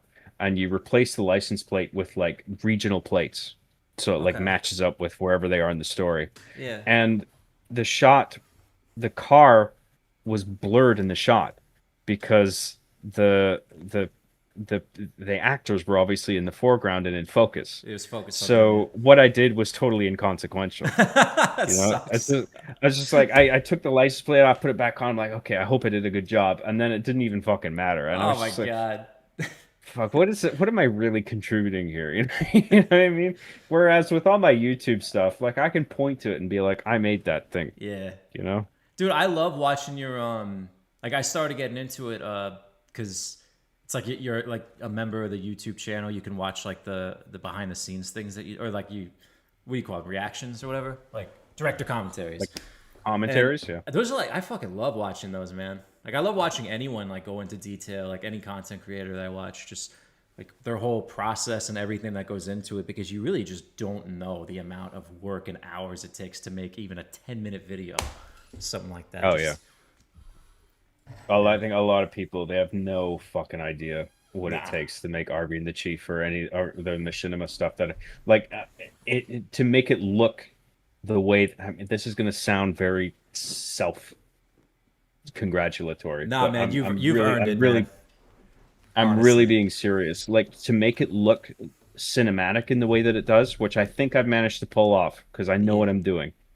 Um, you have to get so much coverage from every angle, and it has to be from every character's perspective. Like the worst kind of scenes to film are the ones where everybody's talking and there's a shitload of characters because you have to get coverage of everybody from everybody's perspective. Right, yeah. So it's just like you need an angle on that guy from this guy's perspective and over this guy's shoulder and this guy's shoulder and vice versa for every single character. And then you have to cut appropriately between those shots based on who's talking to who, right? So a lot of people, I find a very amateurish thing that people will do is that they get coverage on this person, that person, and maybe a wide shot, and then they Yeah. think that's it. Boom. And then just cut that together. But it's not going to look like a film. Nah. Like the way you get it to look like a film is if you have like hundreds of shots per scene, Yeah. which is what I do. Like a one like that the last Arby and the Chief I did, which was like 10 minutes long. That was like 400 unique camera angles. That's like all night me Shit. just yeah. That's all night just me like crouching, spending 5 minutes on one angle and then another 5 minutes on this angle and this angle Yeah. and whatever. And it's a lot of fucking work. A lot of people don't know how much work goes into it. It's like even when I was young, I didn't realize how much like the gravity, like just the amount of like intense hours that goes behind that. Like every single shot, everything's got to be conveyed in a certain way. Um, it's like at least I could like I could still tell like you gave a shit, like you cared about how this looked, and it wasn't just one of Mhm. those whole like this character, whole like amateur kind of school project. I don't whatever. Like Yeah. there was just the way it was shot and everything and the way it was written. I was just like, no, there's like he really wants this to leave a lasting impression. You want it to be able to be watchable in 10, 20 years, 50 years and still be like something I can look back on and be relevant and timeless Yeah. essentially. And that's how I see it, man. I think another amateurish decision I notice is like people who do the type of show that I do, or perhaps directly inspired by what I do, where they try and do the same sort of show, is Yeah. that they'll get coverage and they're all high angles because they don't want to get low where the characters are, right? Because maybe they figure it's too much work or they don't need to do it or Yeah. whatever. But like when I'm doing Arby and the Chief, like I get on the toys level, which means sometimes a lot of the time I'm on my stomach holding the camera, Yeah. like to get an over the You got to shoulder get your shot hands or dirty. whatever, because Yeah. it needs to be shot from their perspective, from their eye line. Mm. If it's all just fucking high angle, like, oh, I'll just get a coverage of him, coverage of him, coverage of him. Oh, okay, I'm done. I can just go edit it now. It's Yeah. like, Wait, does that it's mean just that like when you do an action like let's say a shot, there's like a ton of scenes where they're like fighting with each other. Does that mean like that's actually more fun to do, or like kind of more? yes, Cre- that's what I yes, yeah, that's what I figured because yeah. there's more That momentum behind it or the something like that. the action, yeah, the action scenes are way easier and more fun to do. Yeah, It's the dialogue heavy scenes are the boring, tedious ones. right. A lot of people might think it's the other way around, but it's not. Because action shots, your action scenes you film in sequence. It's just like you get that one action shot, and it's just like that's the one I'm going to use. That's Yeah, definitely going in, right? And then you follow it up with the next action shot. You have to. It really helps being able to think like an editor yeah, when you're shooting it, like how all the shots that you're getting are going to cut together. If you can play that out in your head, if you have like an editing timeline in your head, that is enormously helpful yeah. to to helping you figure out what the next angle should be and how exactly the camera should move. And the action scenes are easier and more fun. Is that like what season would you say that you really like? Is that something you picked up on like right away, season one, or is that something like over time you're like, actually, this is more, or thinking like an editor while you're doing the action shots, or I think I've probably is like around season two I figured that out. That was something I figured out pretty early on. yeah, Um, that's yeah, fascinating. just because yeah, I mean it made it so much easier to like yeah, it just like very early on, I was like when I started. turning this into a series where this was all of a sudden going to become a regular thing because I was working with Machinima. I'm just like, how can I make this easier on myself? It was one Yeah. of the first things I was thinking about. Not to like dumb it down or nerf the product at all, but just like how can I streamline this where I can deliver what's expected, but also it's less strenuous on me. Yeah. And thinking like an editor was one of those things. Yeah. Plus, man, you're on. It's like it's so much different when you're on a deadline and you're just stressing the fuck out. Like just like, oh Oh, dude. god, am I gonna do it? Am I gonna do it? This is gonna, or like you're thinking like this is gonna be the worst thing I ever put out or whatever. But nah, man, you hit it every time.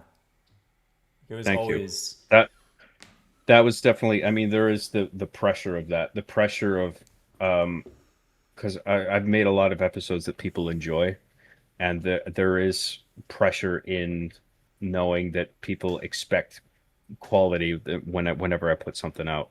And I'm just like, I hope this lives up to expectations. And that's never changed. I mean, even with my Christmas special, I thought, oh, fuck, people are going to think this is too short, right. or it's not funny enough, or it's too gross at the end because it ends with me shitting. No, it's beautiful. I showed that to my friends too. Just, I was like, yeah, I was like that. That's Yeah, John. He's like, yeah. oh, that's the best though, man. Especially where like it But says Merry Christmas, and then the part that got me was yeah. where you look at the camera, like that fucking killed Yeah. me, man. No, At I some, love I that. remember that I struggled with that self-doubt much earlier on. Yeah, The more you do it, the more you realize that that's just symptomatic of it, of the whole process, where it's like you're gonna start thinking this shit and doubting yourself.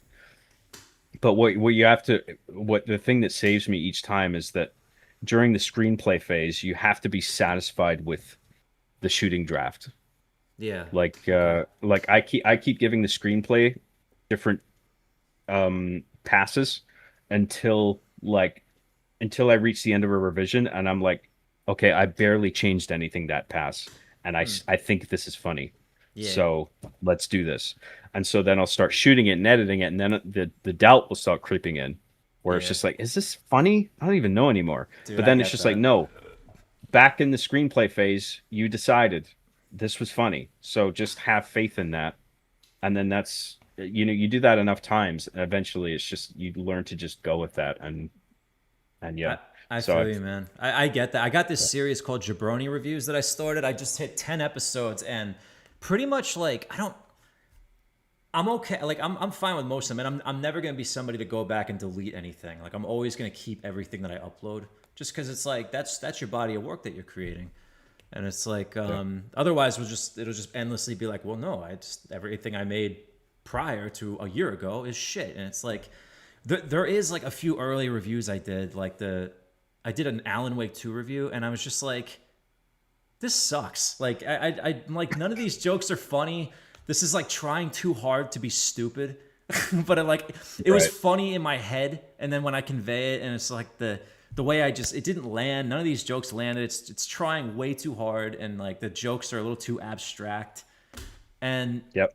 the worst is like I don't really have too many people to like react to it, and it's like I I don't really know.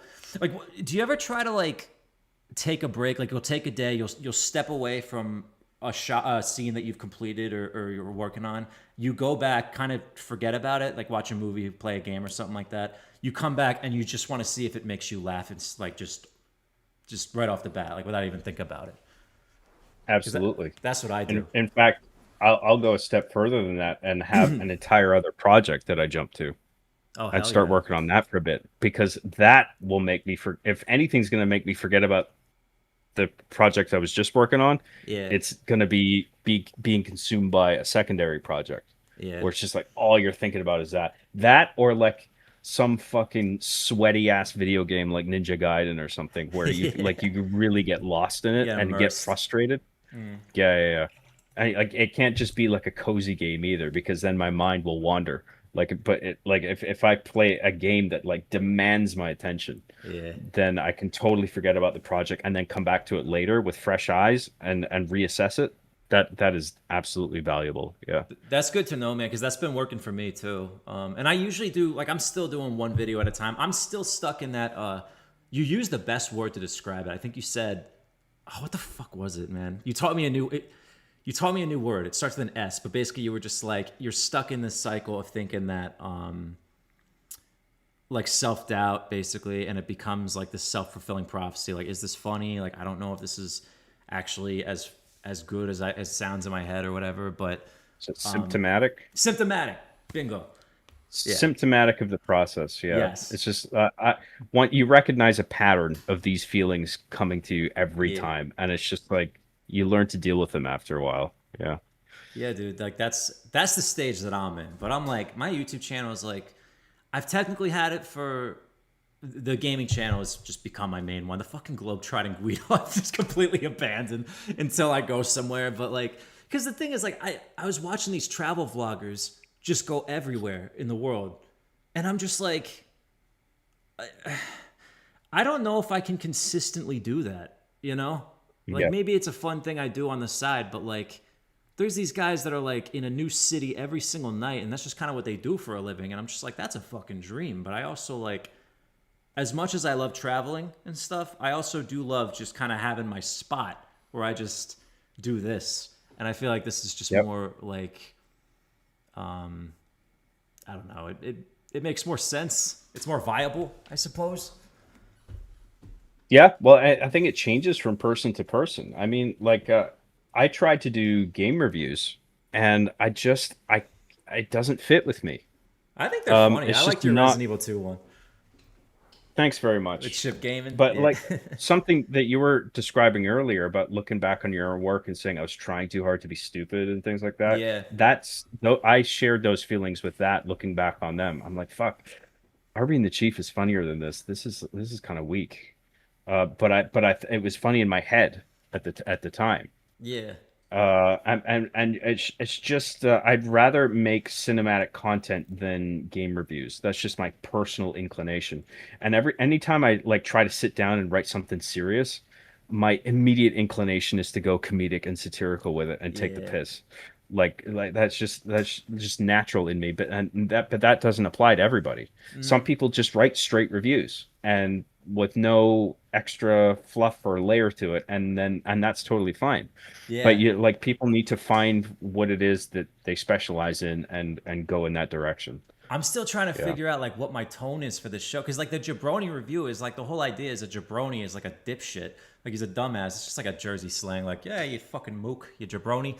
Right. But like he's Yeah. supposed to be stupid and like get things wrong, kind of like Chip Gaming. But like the thing is, like I was trying to dial it back a little bit here and there because I'm like, okay, this might be too far fetched to where most people don't even know what I'm referencing anymore, and it's Right. like it's hard to find that balance of informative but also like funny, because I'm the same way, man. Like I just want to make people laugh if I can, even if I'm horrendous at it. Like I just Right. want to give it my best, you know. I just want to make Right. I want my videos to have that impression on people, just kind of like make them smile, make them laugh, be like, oh dude, that was a funny ass line about that. Because I just it's boring to me to just like not talk about games, but like to make a video about like, yeah, there's graphics and there's like a story, I guess. Like that sucks. Yeah. Right. There's plenty of that. Yeah. Yeah, so yeah, right. Some people make that work for them, and that's cool. But I can't sit down and write that stuff Yeah. like It because I just immediately want to fuck around. it kind of works for you though, because like you create a character out of it. That's kind of what I'm Yeah. doing, like the jabroni, but like it works because Chief is like he acts retarded all the time. So it's like that makes sense for his character. Chip Gaiman is just like, you know, he doesn't know shit about games like on actual, and he just fucks everything up. And I'm just like, yeah, no, but it's consistent with you. And me, I just feel like I'm being a little inconsistent, but I'm trying to find my way, and it's Yep. taking me. Yeah, No, and I'm I getting think there. you should be allowed that wiggle room, just like anybody. Like people need to figure out what it is they're good at. They need that room to explore. Yeah, So I don't think there's anything wrong with what you've done. I mean, like you're trying new shit and figuring out what works. yeah. Like you need to do that. Seeing what sticks. Hmm. Like sometimes even the lines that like I put no thought into will make, like I show my parents one of my videos, and it's like the one line that I didn't even think anything of, and I made a Mario Galaxy 2 like retrospective review, and I have all these like stupid references here and there, And then the one line to make them laugh is where I'm just like, oh, and then there's the Game Boy games. Nobody gives a shit about those. It's not even something. I was like, man, that was the one that hit. It's the stuff you least Yeah, expect. right. Yeah, I've had jokes like that as well. Like, or like it's the unexpected thing that becomes like a meme or the most fondly remembered thing. Yeah. What's a line that like you wrote and you're just like that kind of caught on? It's like kind of like a run on joke with the sons of the John Father, but it's like, man, why I do you guys love that one so much? The first that comes to mind is the raffle knife thing. Like Oh yeah, the raffle knife goes slice like yeah, like that. And I that's a never wrote classic. that as like this is gonna be a classic. This is gonna be remembered forever. That was such a throwaway thing. Yeah, It's so fucking dumb. But I was just like I'll run it in because whatever. It made me chuckle at the time, and yeah. now like people still quote it to me. Just on the streets, they I'm just just shout it to. No. yeah. Yeah. Oh man, Yeah. all the paparazzi.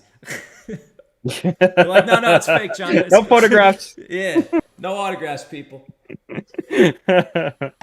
Oh man, do you still like Do you try to like when I'm writing scripts now? I do have my whole like setup right here, but like I notice I when I write, I need to kind of move around more and be in a different space. I try to like go to the cafe or something locally because it just when you're cooped up for too long, I just feel like anybody gets fucking cabin fever no matter where you are. You could be in like the Yeah. nicest house or whatever, but you start It's becoming fucking interesting.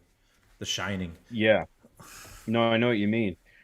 Uh, Earlier there was a period where I had to get out of the house to get any writing done. Yeah, Going to a cafe, sitting in a restaurant or whatever, just like a quiet restaurant where I could just have a booth to myself and the staff would tell me to GTFO. yeah. Um, You build some rapport with the Sometimes, waiters and shit. Like, like yeah, yeah, like yeah, I there's had an John. I had an IHOP that I would go to that was really quiet, and I would just sit there for hours, and the staff loved me, and they would give me free coffee forever, and That's like badass. I love going there, and it's Yeah, just I wasn't hogging up a table because there wasn't like it wasn't getting a lot of business. Um, but now, I find comfort in writing from home much more than I ever did. huh? And now I don't go out a lot. Now I've like my room like and where I sleep, like I have like a tablet arm over my bed, and I put my tablet in there, and I have my wireless Bluetooth keyboard, and I sit with it in my lap, and I just like I could just go to sleep right there, Yeah, but I'm also like thinking, just mid and thought, if just kind something comes to my head, I don't even have to look at the screen. I'll just type it out, right? of. That's And I'll so just have like cool. a stream of consciousness paragraph on my tablet. You're like To Eminem now these with the days, rhyming, just but like instead with Arby, like right? Arby and the Chief. Yeah. Yeah, So what my favorite ways to write now are either in bed with the tablet held over me, like yeah. on an arm, or watching a movie that I've seen a billion times You don't have to with focus like on with it too head much. exactly, but it's there in front of me. I can look up, be entertained for a couple minutes, and then I'll be like, "Oh yeah." Sometimes it actually helps to watch like a movie I've never seen before, Yeah, where like yeah, because I'll be writing and then I'll it's this weird fucking thing where because it's a movie I've never seen before, like I will divert all of my attention to the thing I'm writing because I don't want to be half attentive to this movie that I think is awesome. So I'll end up just like totally focusing on this more so than I would if the movie wasn't playing, yeah, right? So it actually helps as like a way to focus me onto the thing that I'm working on. And then like I'll get like a stream of consciousness now, or I'll knock out a paragraph or a couple beats or something, and then I'll look back at the movie, and then I'll hit the previous scene button on the remote.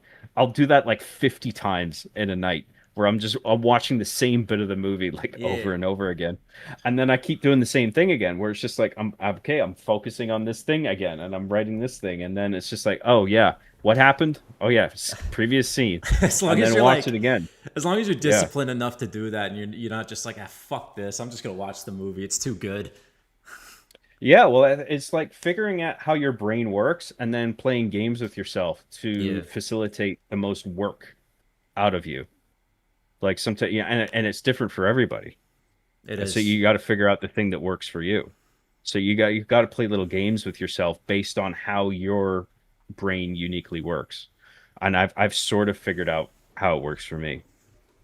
And Everybody does yeah, have their strengths and weaknesses. That book, Atomic Habits. I forget the author, but it's a popular book, and that book changed my life. And towards the end, they're like, yeah, like all these habits will help you, but you do have to play into your strengths. We're all built different. We're all wired differently. right. Like you're even if you've got an identical twin, like you're not gonna have the same exact like Fallout Skyrim skill set. Every point is gonna be identical. You know, you might be the more sociable Yeah. one or the more charismatic one or whatever, but you do have to kind of play to those strengths. I have this great DVD set. It was hosted by this guy called Mike DeLuca. He's like, he at the time, I think he was an executive at New Line Cinema. He might actually be the president now. I don't know. Maybe he might have moved on to a different company. New Line Cinema. I mean, they've done like Lord of the Rings and shit. They're a big deal. Yeah. So he hosted this series of conversations with different screenwriters, and I remember like listening to all these people, and they all have their different little rituals and processes. Like there's one writer that only writes when he's in the bathtub, or it might have been a woman screenwriter that does that, or like and there's this one writer, I think he wrote the screenplay for Fight Club. He Yeah. doesn't ever do outlines. He just writes from page one, and he just goes by whatever sounds right. Not like Stephen Like King, like he just he writes a billion words and then just is like whatever, just kind of, or maybe well, he I don't just know, yeah, because I don't know. Like in the case of Stephen King, he might heavily rewrite what he writes. that's I'm not true. Yeah, sure, but true, true. this screenwriter that I was looking at, like the guy who wrote Fight Club, he just writes however, like what he thinks sounds right at the time, just comes out with 120 approximate pages, and then it's like that's his draft, and he hands that in, Damn, it's just like you didn't even outline it. cocky And it's bastard. just like how the fuck do you do that? Damn, Like some people, it's just he's good. like I can't comprehend the way you think, but like it's different for everybody, Yeah, man. Some you people know? are like that. They're like, "Oh, I just did this in one take." I'm like, "Did you? The fuck?" Yeah. It's like when I'm recording So shit, I'm just like, it takes me, and it sounds so all over the place and inconsistent. I'm just like, I'm so freaking anal about like, oh, that inflection sounded stupid and that sounded okay, but I gotta mesh these together, and then it becomes a whole problem where it's like now everything sounds so up and down, and they're gonna be able to know, they'll be able to tell. yeah. So I think some other really valuable behind the scenes stuff I saw was like I have the whole Blu-ray set of Breaking Bad, and Hell yeah, they have all this behind the scenes stuff, and you see like you have like regular and time lapse footage of their writers' room, and they have like this big table full of toys in the middle, like fidget toys and Play-Doh and all this fucking bullshit, as yeah, if it's like as like a kid's playroom or little fidget something. spinners and shit. Yeah, yeah. I got fidget toys too. I got a couple fidget toys. I have squeeze balls. I have all this bullshit, like just to distract myself with Mm. something that's in my hands or whatever, just to facilitate thought in my head. Some sort of brain activity. And Yeah. yeah, yeah. So like you just have to experiment, figure out what works for you, because there is no definite formula for success that's one size fits all. Like it just depends on how you think as a person, and that changes from person to person. So And yeah. would you say like your methods have stayed consistent throughout your whole adulthood that you've been making content, or Broadly, but like you've discovered new always ones maybe? tweaking I will always be slightly tweaking my process, like how I outline stuff, like Yeah, the structure of the outlining, or where I am, or what it is I'm playing with, or what I'm doing in the background, whether it's playing a movie or sitting in bed or going out to a cafe or something. That stuff can change periodically. I think just because I'm older, I'm getting older, and I like being at home these days. Yeah, Whereas like if you asked me 10 years ago, I would say like I have to be out in a cafe somewhere. you got the Now I don't give a FOMO shit. back then. Yeah, yeah, right. I'm kind of losing that. Like I'm not. I don't know. Sometimes I'm a. I don't know what I am. Like where I fall on the extrovert introvert thing. Like some people would say I'm very extroverted, but like I don't know. I have my times where I'm just like cool with just kind of staying in, watching a movie. Just like this is even like sometimes I'll go out and then you've had those nights where it's just like, why the fuck did I even go out? Like this is like I should just stayed home and like made like gotten work done or something like that. But then you also have this whole doubt where it's like, well, you don't want to just work all the time and not live and make experiences and memories, build memories Yeah. and all that. Well, I've always been not, I mean, I don't know if I'm introverted or extroverted at this point. I had a lot of social insecurity, and but as I've gotten older, I've learned to not give a shit and sort of squash that That's the best. and just be like, I have the right to exist and talk and share my thoughts just as much as anybody else. What the fuck am Yeah, I afraid of? You seriously. know what I mean? I'm with you on that. So so I don't worry about that. I remember when I was in a bar in Vancouver.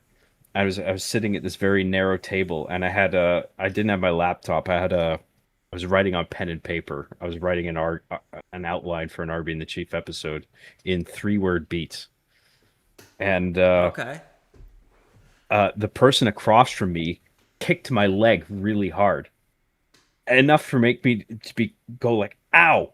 And I looked up, and it was a girl trying to get my attention, and she was giving me the eyes. She was Yeah. just like this, and I literally went, and I just kept writing. I honestly, I didn't want to engage. I was just like, Yeah. I'm writing an episode, bitch. I don't give a fuck.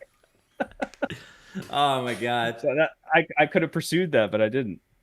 And she was probably just like, oh my god, this guy. They're like, And then are probably, you John Graham? yeah.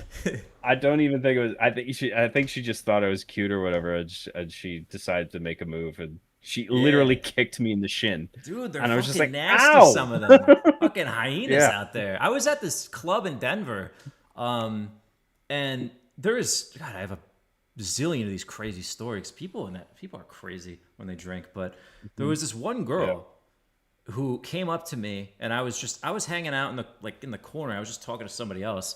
And this one girl who's, she was very cute and everything, but she was very obviously belligerently drunk and sloppy and all that stuff. And I'm just like, okay, yeah, obviously I can't like look, you're very nice to meet you, but I just kind of was de-escalating the situation. She wanted to dance with me and she was like trying to like twirl me and like have me twirl her. And I was just like, I never want to make anybody feel bad or awkward.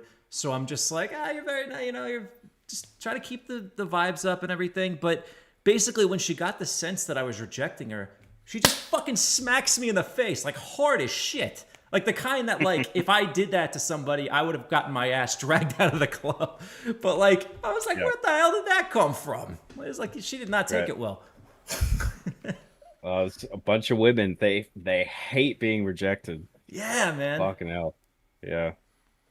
They're like, And then they'll act towards you in a way that you couldn't flip the genders, right? Or they'll yeah, just fucking slap you because they feel like I can get away with this. Fuck it. yeah, because they can usually. Yeah. It's just like I Right. don't Yeah. know. Yeah. They've never had to deal with the consequence of like, yeah, if I did that shit, like I'd probably get not only banned from this place, I'd probably be thrown out in cuffs. It's Right. just I don't Yeah. know. Jersey's like that. Colorado's like that. People drink, especially whiskey. I've noticed people. Do you notice that? Like, I know you say you're not a vodka guy, but like, do you ever notice like different types of like drink? Like, you get more aggressive when you have whiskey versus vodka or something like that. Because I noticed that with me. Like, and I'm not an aggressive person at all, but Right.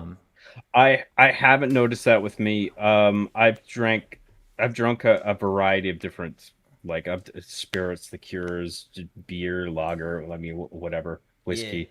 I'm a whiskey guy typically. you're I've Scottish. never gotten to the point where, yeah. I think I have a genetic resistance to it, but I've never gotten to the point where I'm like rude or belligerent. Like the Yeah. worst I've ever gotten is just like I can't stand up, and I just like collapse and then black out. Yeah. Yeah, I never get like rude with people. No, Like yeah. I'll slur my words and struggle to say something, but that's the worst that it gets with me. I think me too. Yeah. I mean, I've never. If it's anything, it's all just stuff that I like internally. But it's never too like. I never provoke fights with people, but I have had people in clubs and stuff like that just provoke me. There was this guy in Miami who fucking. Yeah, fuck it. I'll share the story. We're loosening up here. 2021, I had just moved to Colorado. My friends, they all wanted to go to Miami, and honestly, dude, you might think like I'm a big fucking party animal. I'm actually not. I love going to the club and stuff like that, but I'm more into like traveling for exploring and stuff. Like when I travel, I'm not like, oh yeah, let's go to fucking Miami or Ibiza or like one of these, Bali or whatever. Like I don't give a shit. Like you want to go to a club or a bar, it's like you can do that anywhere, you know. Right. But like, Yeah. no, I like to go to like I like to immerse myself as much as I can with the little time I have into another culture, like another. It's just it feels like you're on another planet when you're in some of these places, and it's amazing. You're like, oh wow, all this shit exists. It's always existed, or it's existed before I was even born, and now I'm here and I get to experience it. So that's what I always take advantage of, that and the sights and all that. But anyway, I was in Miami, like I said, ADHD, and I was standing. I was pretty drunk, I think, drunk enough, and I'm standing next to this giant fan because it's hot as shit and it's Miami and humid, and there's this dude that comes up to me, and I'm like a little sunburnt at this point, like from earlier in the day, not terribly, but he like starts lifting up my shirt, and this motherfucker, like a piranha, just bites my nipple out of nowhere.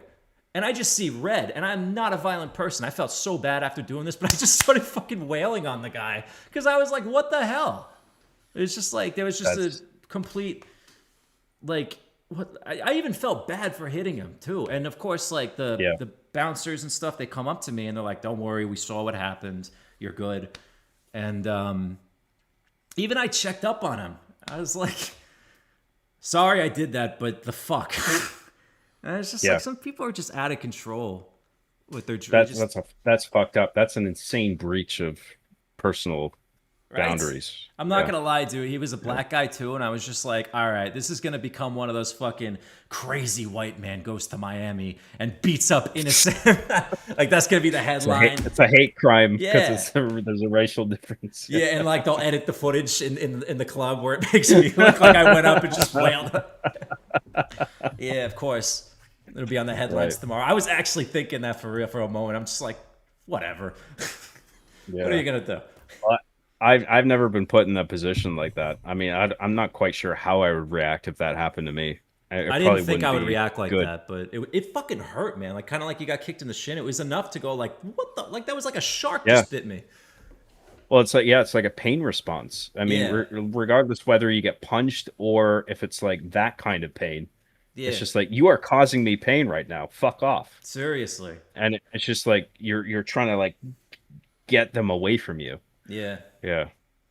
You always replay those moments. Sometimes later on, you're like, I'm glad. I always think in the moment like, okay, at least you hit him once. Don't do it again. Like don't make escalate this into like a situation where I could get arrested or catch a case or something like that. Mhm. That's happened like one other time. Some guy in Colorado, I think he must have confused me for somebody else. I was with my roommate at the time, and we were in this bar, and this guy came up to us and just started saying like I think he said we were trying to like hit on his girl, and mind you, we had just walked in. Like we didn't even talk to anybody at that point except for our friend that worked there, and this guy's like, yeah, no, I know you were trying to steal my girl. I was like, is this guy like crazy or something like that?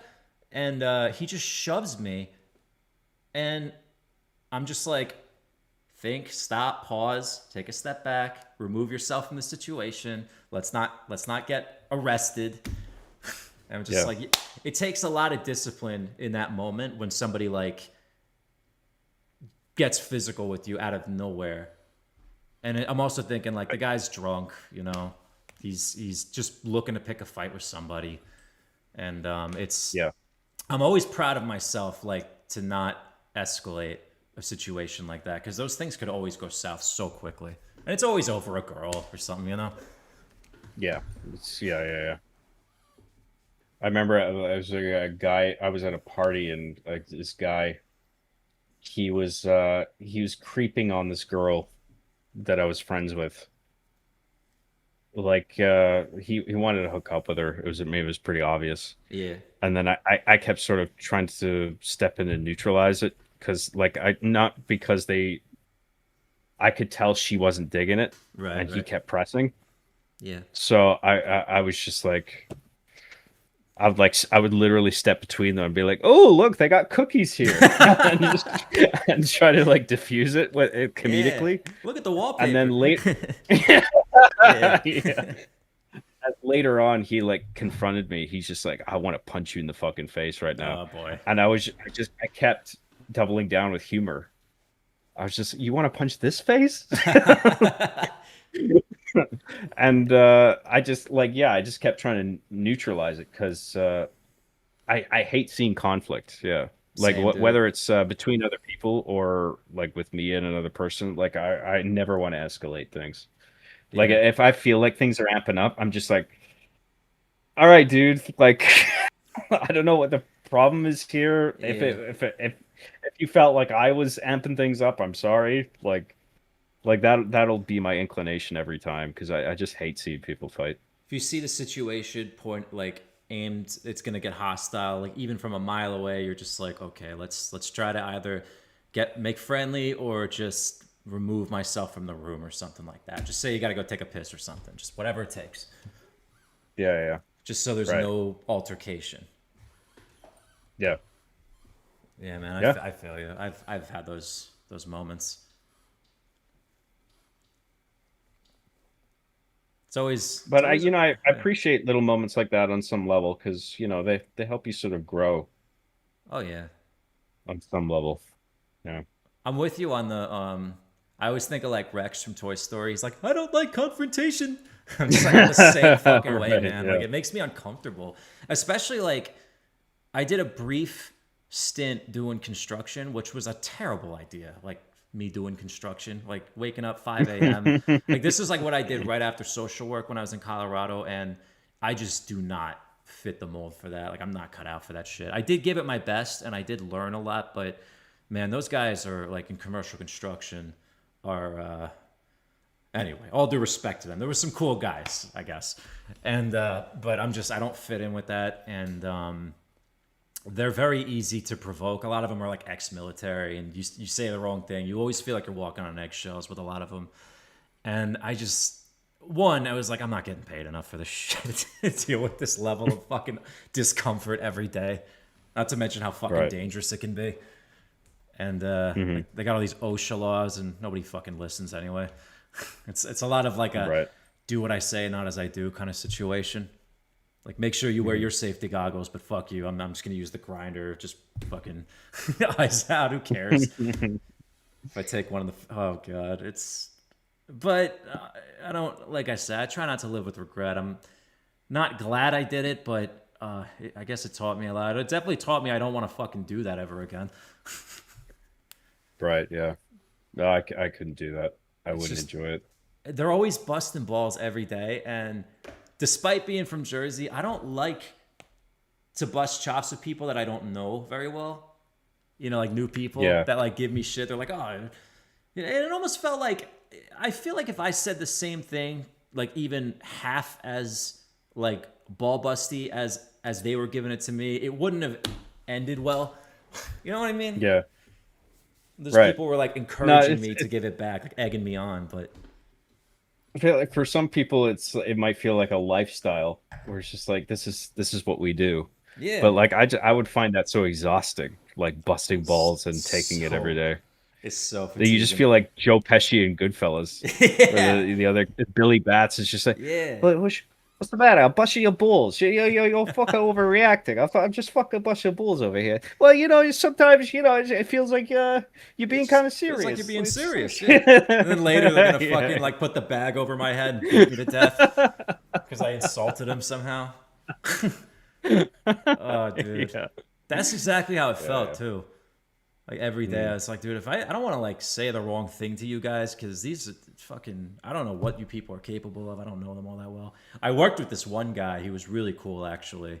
I won't say his name, but this guy is a fucking badass. He's like a Rambo. He was in Desert Storm and like Afghanistan and Iraq. And this guy, I don't know if it was like because he was like full Italian and maybe he just saw me as like a protege or some shit like that. But and he wasn't even from Jersey, but this guy was one of the few that really showed me respect. But he really was a badass. Like he actually earned it.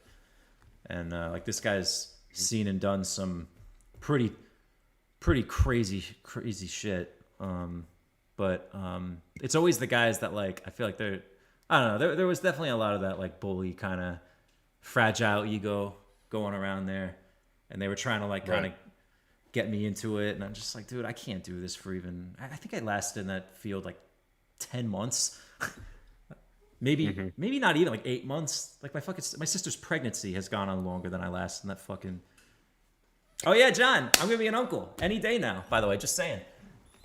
Dude, that's sick. Yeah, I'm gonna have a nephew, little boy, like any day. Apparently, my sister's due date is April 12th, but they said it's probably gonna happen before that. So, I was even thinking, dude, it might even happen now. But thankfully, it's not, so we could do this. Well, you're literally an unk now. You got I'm an unk unk. status. You Yeah, can't dude. shake it off. Dude, I'm about to blow your mind. My real name is not even Mikhail. I'm actually my real name. Really? Yeah, it's actually Michael. But like most like Okay. for a good amount of my life, my nickname's been Mikhail just because like I don't know, Michael's just so damn common. Like my friend one day just started calling me that, and it just stuck. Mikhail. I think he started with Mikhail, and then people started saying Mikhail. And then my family's always referred to me as Mikey because my dad is Mike. But like no one's ever called me Michael really, and no one calls me Mike. So I'm gonna be Uncle Mikey basically. Right Mikey on, Mike. dude. Hell yeah. That's great. John being Scottish gives him a natural immunity to alcohol. That's true. That's like my Slavic side with the vodka. Dude, I'm overdoing it. I'm been seriously trying to. I drink too much. I'm trying to tone it. I'm trying to bring it down. But I'm trying to. Recently, I've been drinking like half of what I've been, and it's still probably too much. But What a man. I'm too That's fond of it. it. Nah, I What feel can you. I say? Yeah. Yeah. I'm mostly like a weekend kind of like I'll have a glass of wine or something like every other night, but I get worried about that. I'm way too paranoid of addictions and stuff, and I've also like working with the homeless and stuff. Not to make this, I keep making this fucking emo. Like I keep dragging this into fucking depressing That's, territory, but that's so good. I don't think so, but yeah. I have a tendency to do that. But like, yeah, I've seen too much like horrible things happen with like not only this alcohol but like the fucking fentanyl crisis and shit that's going on. It's happening in Canada too. I know the fent bent, Yep. and yeah, dude, I've seen that like ruin so many lives. I'm just like, it scares me too much to get like hooked on anything, even like caffeine. I love my lattes in the morning that I make, but like I try to keep it at a very specific like, all right, just the one double shot, Yeah. maybe two at most, but I try not to be That's what I'm dependent. trying to do now. Yeah, Yeah, yeah. What with whiskey? I don't. I think you were talking about caffeine there. I wish I Whiskey was or like that with. alcohol. Yeah, Right. Okay. Yeah. Yeah.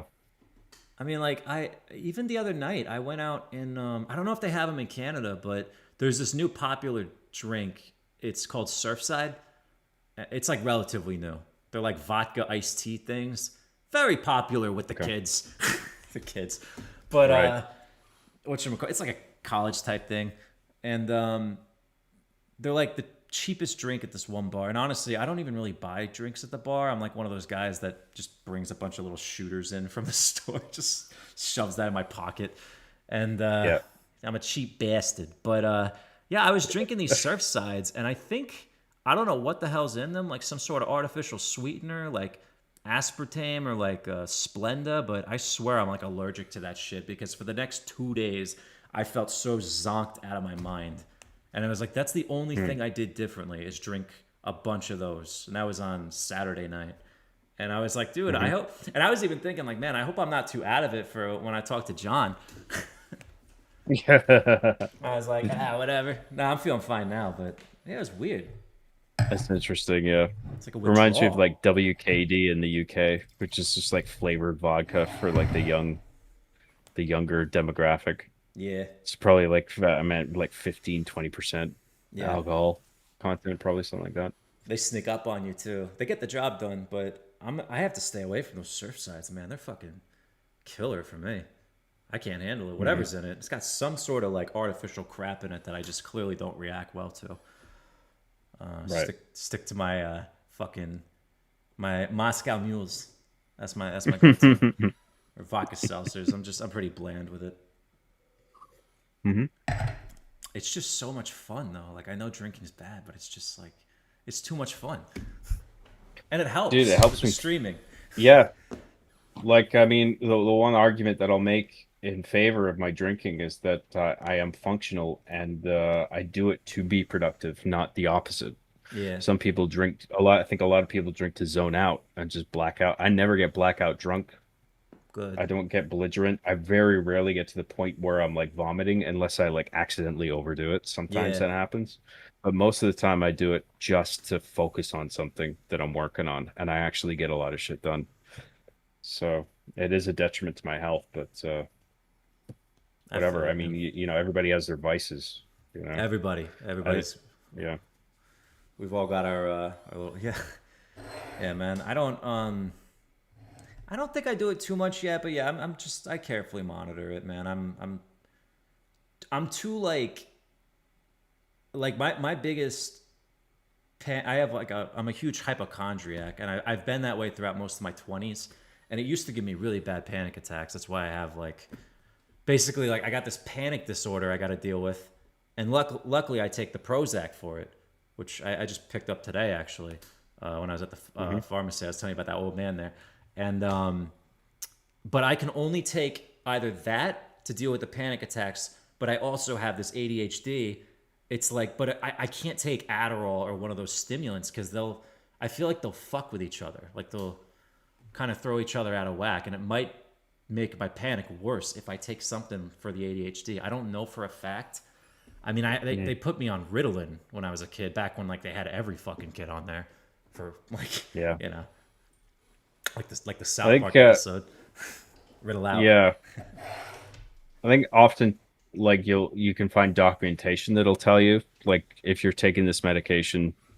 I mean, nobody ever reads this shit because it's just fucking pages and pages long. But I Yeah, imagine there's some part of that where it's just like if you're taking this, don't also take this because the mixture's not gonna it's not gonna do you any favors.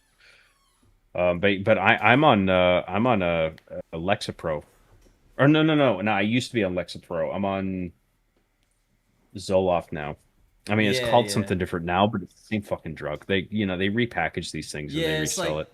Like the Prozac. patent expired or something. I think the chemical term like fluoxetine is what it's called. But Yeah. yeah, I've been on that from like I'm 30 now. I've been on that since I was at least 21. Whenever I had my first panic attack, you never forget your first panic attack. Like if you, that's why I Yeah. tell people when they say, "Oh, I have general anxiety. I've had an anxiety attack." I'm like, "Yeah, a panic attack's a little different though. It's like you really are convinced you're about to die. It's horrifying."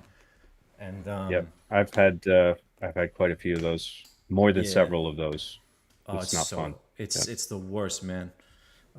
So that's Yep. the I'd rather be scatterbrained ADHD and just kind of deal with that than obviously having a debilitating panic disorder that you know Yep. just I've had them with people like in public before, but people don't even notice, and I'm just kind of like, just I need a minute, and I'm able to Yeah. keep it to myself, but inside, like I'm definitely feeling like, all right, heart's beating too fast, or I'm about to experience organ failure, gonna just drop dead. That's that. Roll credits.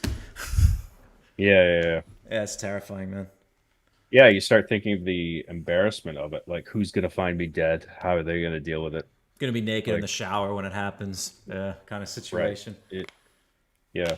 It's been I think at least a year or two since I've had a full-blown panic attack. I've had a few anxiety attacks recently. Yeah. Um, but it hasn't been as bad as a panic attack for a while.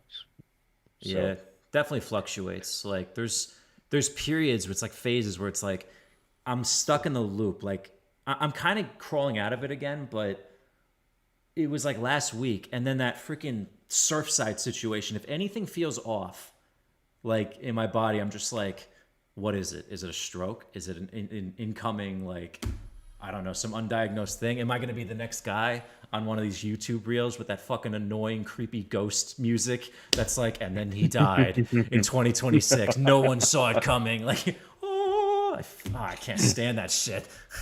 Ruins my right, day. yeah.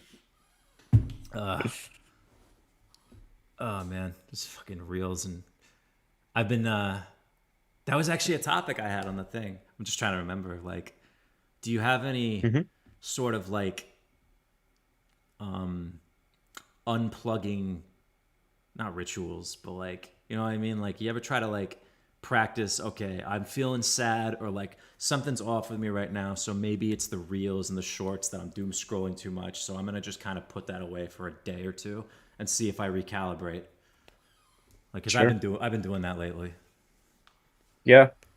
Sometimes, yeah, I'll feel like something's getting to me too much, whatever it is, and I like something that gives me some kind of cathartic experience. It might be like a movie that I really like, or um, or like a video game that totally consumes me, where I can't afford to think about anything else but that game in order to like progress. Um, so yeah, I've had moments like that where I need to distract myself. Well, that's cool, man. Yeah, like that's, I don't know what I do. I usually just fucking ride it out. Like, I always Mm. tell people, like, if, especially, I mean, I'm like, I was telling somebody last night, my friend on the phone, I'm like, I really am one of those people where I want, it's probably an unhealthy way to look at it, and I might change my thought on this later in life, but I want people to think that I've got everything together.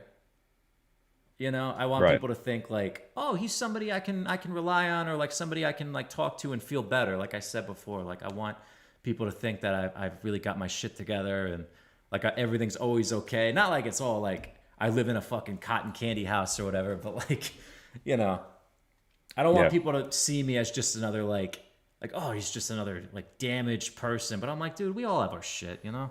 Nothing's perfect. We all have our Yeah. different shit we deal with, and that's fine. I'm learning to kind of accept that more too. Yeah.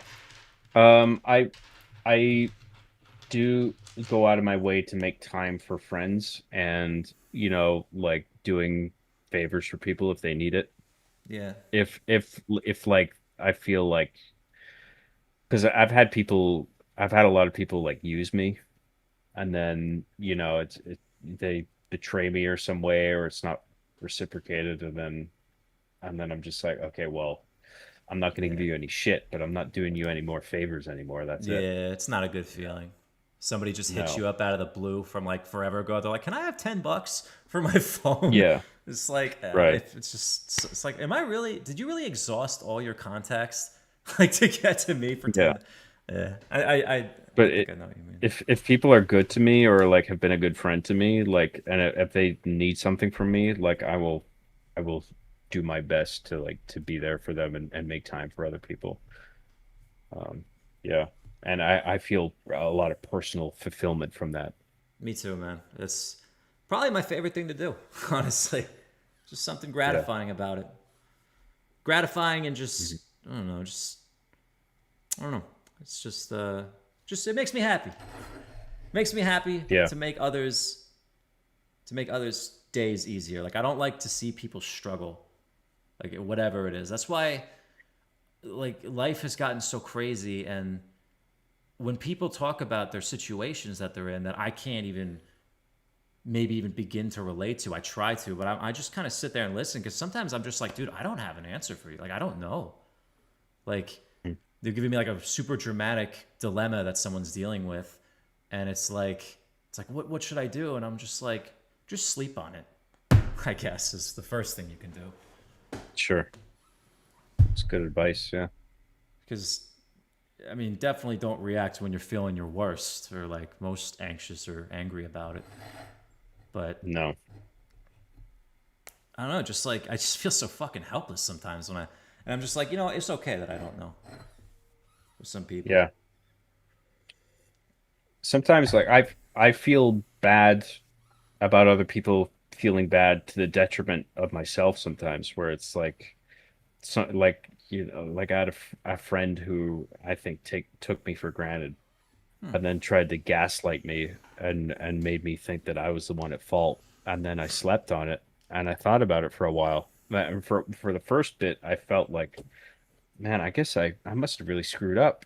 And the more I thought about it, I was just like, this is fucking bullshit. Yeah. That other guy fucked up. Yeah. I didn't do anything wrong. I went out of my way to help him, and now he is shifting all the blame on me, and then that just made me like double angry.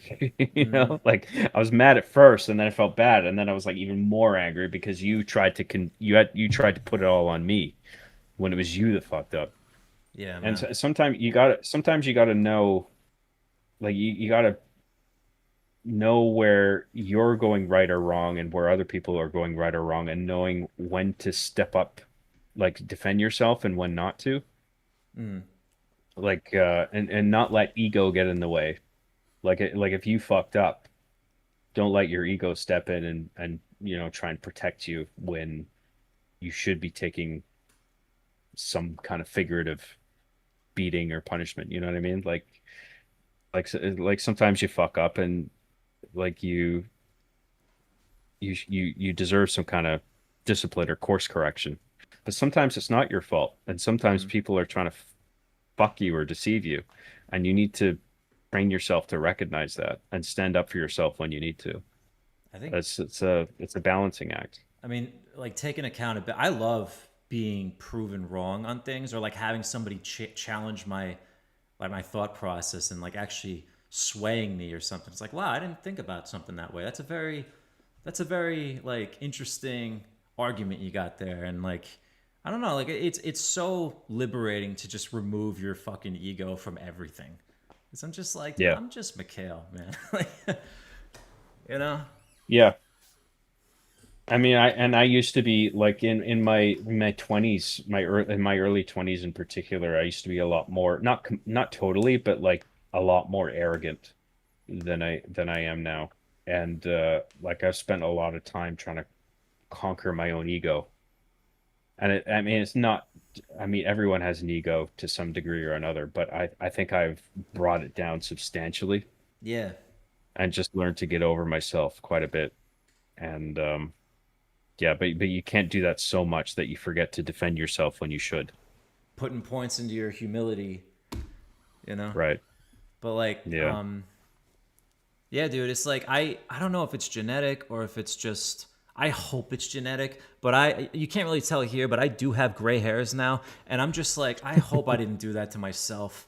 And I'm just when I turned 30, I was like I want to go into my 30s being at alleviating as much stress as I can. So where do I start? And then of course I started with like I unplugged from these fucking reels where it's like everybody's dying and from like the most Yeah. random shit that I should not be watching if I'm hypochondriac. It's like, oh, the guy Yeah. jumped into a swimming pool, but little did he know it was poison. Like, oh god, it's like it was infected with this rare parasite. I'm just like, dude, I can't be afraid of everything. Like, Yeah. that's no way to live.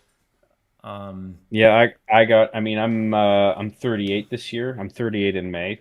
Yeah, I got gray hairs coming in my beard. I got it coming in on the sides of my head.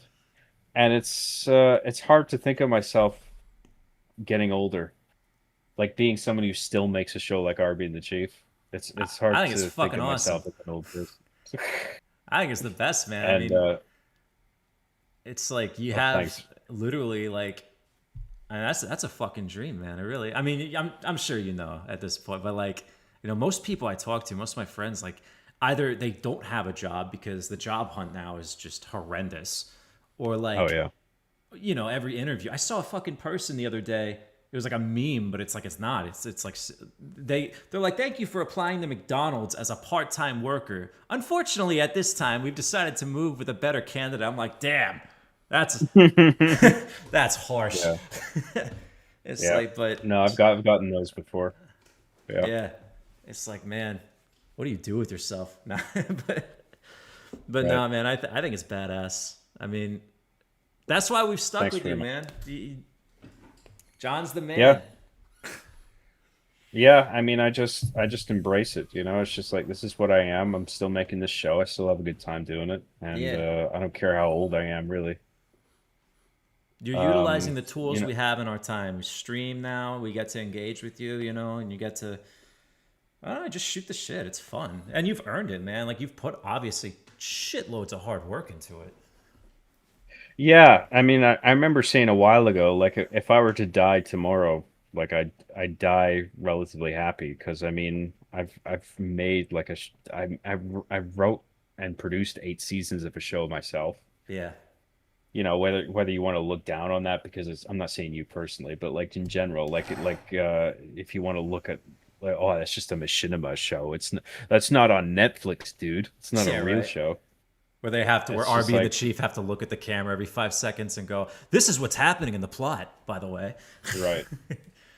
I mean, I made something substantial that I'm proud of, and I was just like, if I were to get hit by a bus tomorrow, I can say that, you know, I'm okay with what I accomplished You've because made your it's mark. not a lot of people can say like they've accomplished this something in their lives that they feel is that substantive in terms of like what they've done.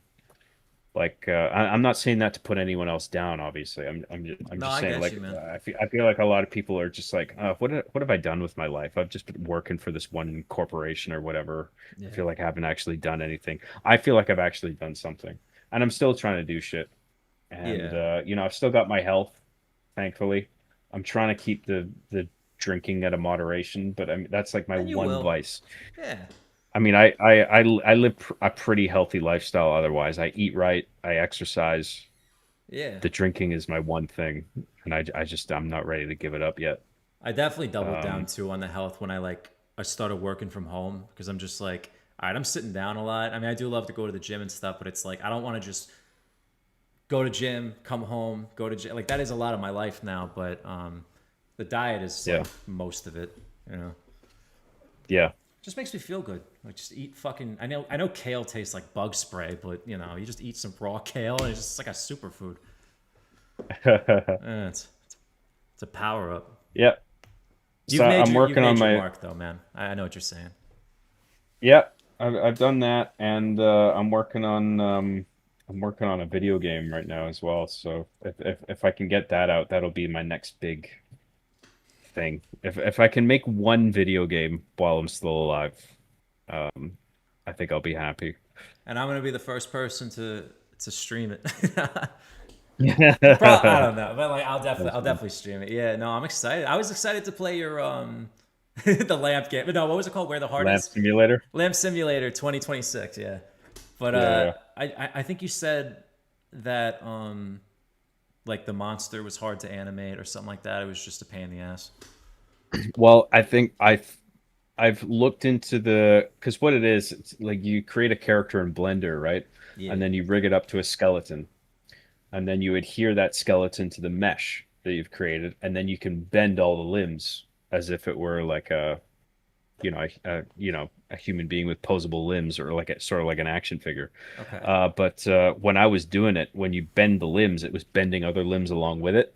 Yeah. So like the in a weird way, like the arm would be connected to the leg, and it gets into this whole idea of weight painting in Blender, where you paint onto the mesh and you determine which joints determine what vertices on the mesh get manipulated. And I I didn't think I know understand what that you at first, mean. but I think I do now. Yeah, yeah. Okay. And That's but also on top of that, there's like if you want to make something really scary, there's a level of refinement that I think you need to have that me just starting out in Blender, I was just short of being able to accomplish. So I've reverted to this other idea now where I can sort of get away with a with a more ridiculous like character style and low fidelity nature, Yeah. where um but it's all supported by, I think, a really strong, albeit short, story. But I'm going for this new experience now. I haven't built it yet, but I'm outlining it all on paper, and I'm on the cusp of just building the environment, and Something it's more all like centered around one environment, and that yeah, you could like realistically finish like by yourself right. more sooner. Yeah. So I based the premise of it on what I could technically accomplish this time, and I feel like I can actually make something cool. So if I do everything I've done with Arby and the Chief, and if I make a game on top of that, I'll be happy.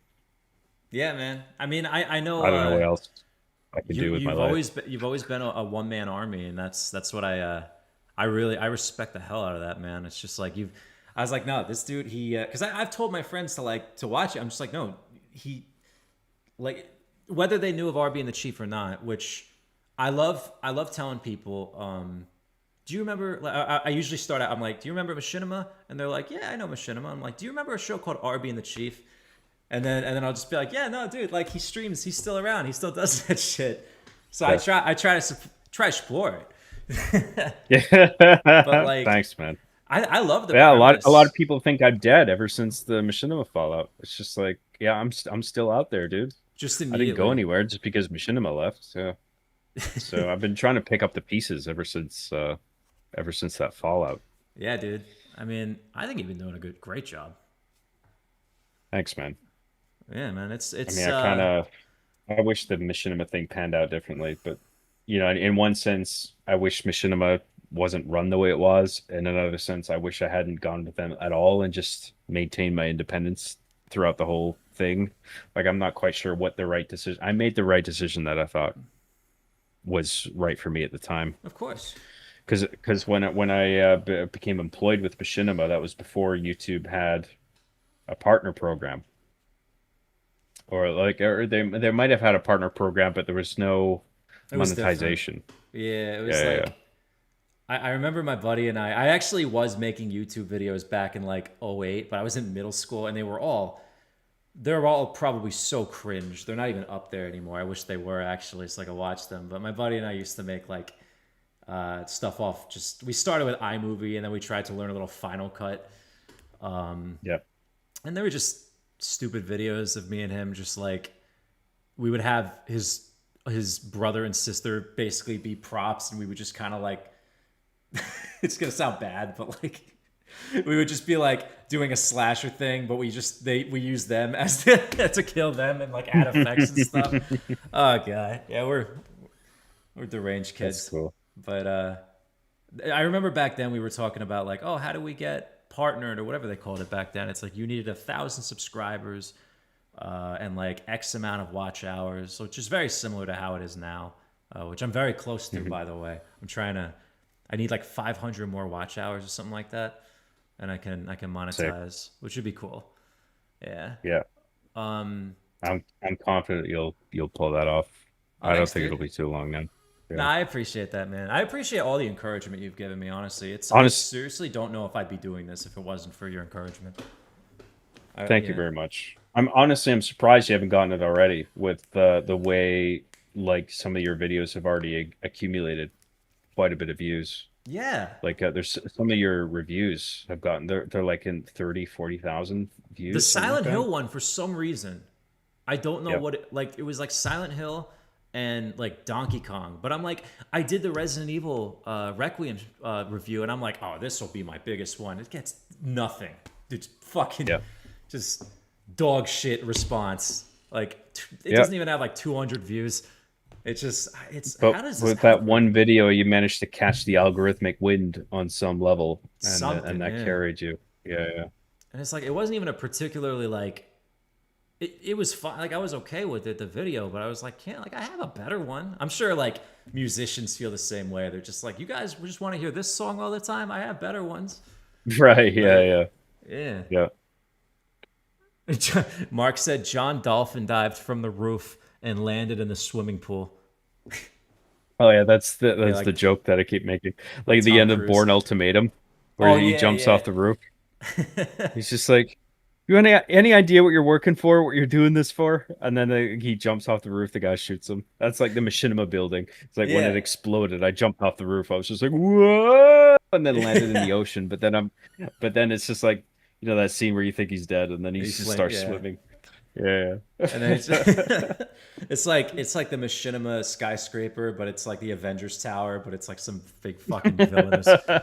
Yeah, just like the giant logo. Oh man. Yeah. People think Job died when the machinima building exploded, says Mjolnir Recon. Yeah. Yeah. Right. Which is like, it just so happens to be the largest building in Los Angeles too, like right in the center. It's got like a moat around it and shit. Fucking crocodiles. I always thought you had the best fan base too. I just all They're these funny. guys, yeah, the ones that stick They're around, fucking are funny. just relatable shit, man. They're the best. Yeah, It's yeah, like my favorite comment section ever is the John chat. yeah. It's I'm like, very grateful for the audience that I have. yeah, dude. I guess it's not very big, not to sound underappreciative, like quite the opposite. I like the size of the audience that I have. Yeah, but I'm that's why glad you that get to it's not engage too with big, us. and yeah, Yeah. and I'm not under this hyper amount of scrutiny that all the big YouTubers and streamers are. Oh I would yeah. hate to be under that spotlight. I don't know if I Yeah, could handle it, man. I might go fucking like, these like when these child actors, like these Disney kids grow up and they couldn't handle it. Like they didn't even have a childhood. So I don't know if I could deal with that even now. Just all that attention. yeah. So So I say all sorts of fucked up shit on my streams just for a laugh, and yeah. then the idea of like any of those clipped and taken out of context and going viral, like, and then I'd be like, no, I didn't mean it like that. I was, oh god, Yeah. like I don't want to deal with that at all. And people in the Fuck chat are that. always trying to, always fucking doing it, man. Always trying to get you to say the most like horrendous shit. It's Can so you bad. believe John said this? Yeah. Yeah, John. Oh god. I'll let I'll let them do it if they want to do it to me. I deserve it. I've probably done that shit too. I'm the one that came up with that fucking Romanian orphan shit. Because I went there. I went to Romania like 2 years ago with my friend, and I learned just about all these fucking horrible conditions they lived in like communist Romania. And I was just like, this is like the worst shit I've ever seen in my life. Fucking like 10 kids chained to a bed together, just starving. And I'm just like, all right, this is like the worst thing I could say to John right now. Right. Yeah. I could think of. John, don't Someone's clip gonna that edit my grim. videos. Yeah. It's not gonna be me. I'm busy streaming. I almost like kind of embrace it though. I almost kind of like want there's this like sort of like a weight lifted when you just kind of you portray yourself as just like, who cares? Like nobody really Yeah. cares. Like you might offend some people, but that's comedy. There's always everybody's offended, Yeah. so that's why there's hecklers and shit and stand-up comedians. Yeah. It comes to the territory. Yeah. And I remember I have a friend of mine, he's a teacher. And I'm like, I remember him telling me like you could teach stuff. You're a smart guy. You could teach stuff. And I'm just like, I can't be a teacher You know. because I have all this stuff online now. Yeah. It's like, did you say online that Yeah. eating homeless babies gives you an erection? And it's just like, yeah, I was just fucking around. And It's they like, wouldn't care. It's just like, dude, we can't have you on campus anymore. You're fired. Your honor, to be Like, fair, you weren't there. right, yeah, yeah. Yeah. But you say enough fucked up shit. It's just Yeah. like you are unemployable in the normie world. And Oh man. it makes me kind of sad and worried on some level. But on the other hand, you just Nah. I'm grateful for what I've achieved, and I just lean into that. It's You know? like that's what we were like looking for. That's why I think a lot of us just tuned into your streams because we're like, oh my god, thank God we have like this is our safe space to just be fucked up and just say whatever's on our mind. But like obviously it's all in Right. good fun. We're not actually Yeah. terrible people most of the time. Mhm. John feeding his Romanian orphans half a bread roll. No, it's the fucking I don't know what it's called. Starts with a P, whatever the fuck that little biscuit thing they eat there is. It's I'm gonna be mad at myself. I can't think of it. I don't know. It's not poutine. That's the Canadian thing, right? Yeah, poutine is fries with gravy. Is it? Oh, that's they call that disco Yeah. fries here in Jersey. Oh, really? Okay. Yeah, Disco poutine. fries. That's interesting. Yeah, it's like in Oh, Jersey, a big thing poots? is we have diners everywhere, 24/7 diners. That's a big staple of Jersey. Okay. Right. Yep, diners. I like diners. Diners are the best because it's just like Yeah, yeah. I've always been a night owl, so you just hit up your friend. You're just like, want to hit the diner? Might not even be that hungry. You just go get like something Yeah. small. Yeah, yeah. I'm like trying to remember what that shit is called, but nah, whatever, it's gone. Help me out, chat. What is that Romanian biscuit thing called? I had it when I was there, but anyway. Yeah, I don't know why. I just thought that shit was funny. I don't know what that would be called. It's like at the tip of my tongue. It sounds like poutine. Pamente? Nah, I don't know. There's so many different types of foods, and they all sound the same. Yeah. Like I was in Colombia, and they're like, "Have you tried bandeja paisa?" I'm like, first of all, what the fuck did you just say to me? Like, no. Do I look like I've been here ever?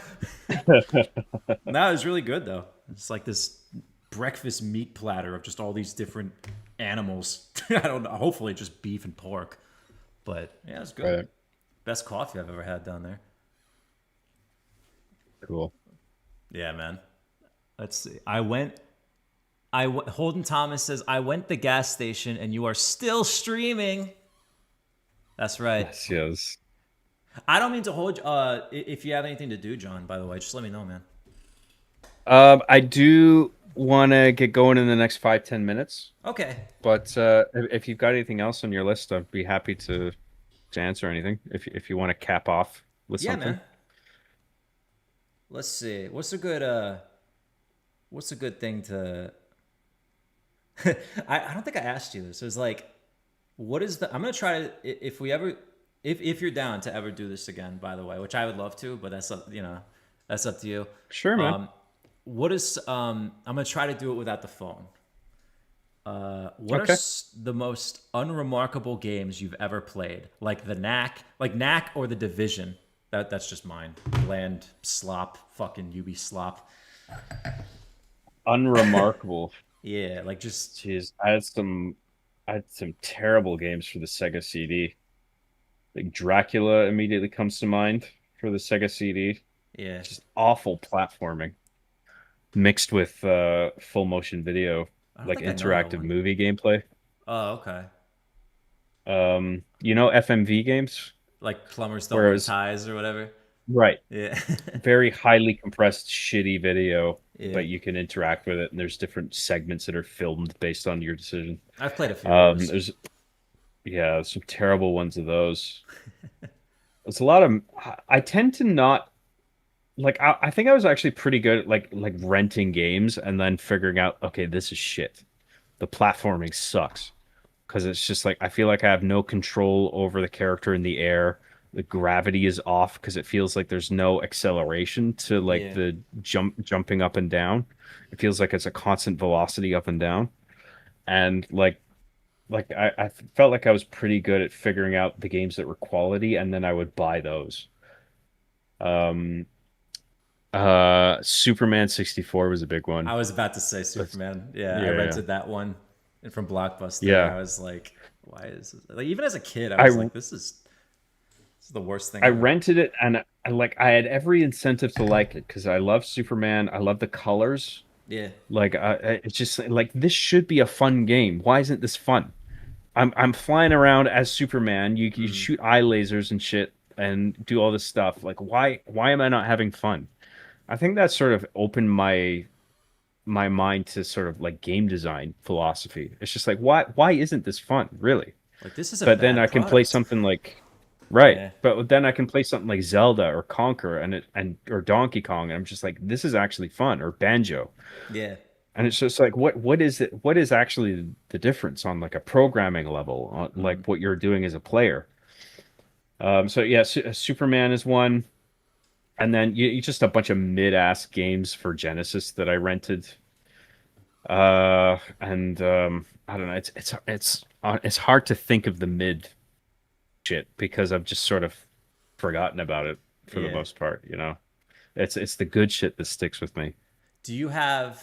I guess for my final question of the stream, do you have an absolute not necessarily the worst quality game you've ever played, like not even like the worst received, but your personal least favorite game you've ever played because it just pissed you off so much My least favorite game. that Fuck. you've ever played?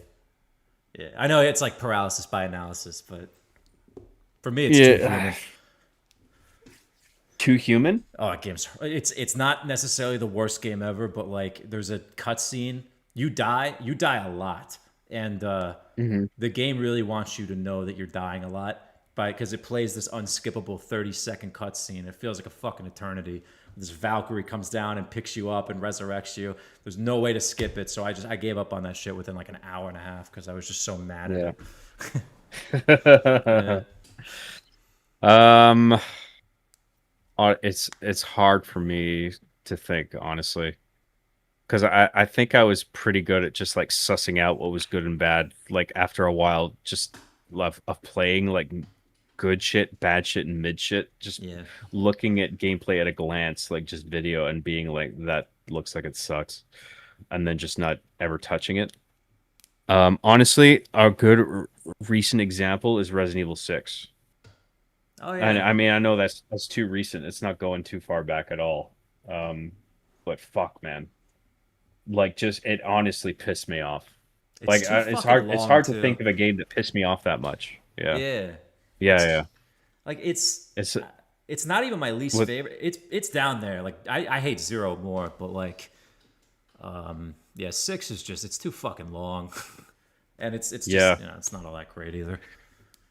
I think zero. Yeah, I think zero is held back by its inventory system, which is baffling. Yeah, it's bad. But I think there's a lot of aspects of Resident Evil 6 that make me like it less than zero personally. Yeah. Hell yeah, man. I guess I'll just wrap it up here. It's been Mikhail Manfredo. I have a website called playrategames.com, but I'm switching it to WiseGuyGaming.com until, or whenever, soon, hopefully. It's a whole process, but I got John Graham, aka John CJG here, creator of Arby and the Chief, musician and content creator and director and producer and writer and a god amongst men. Anyway, Thanks very much. he's a good guy.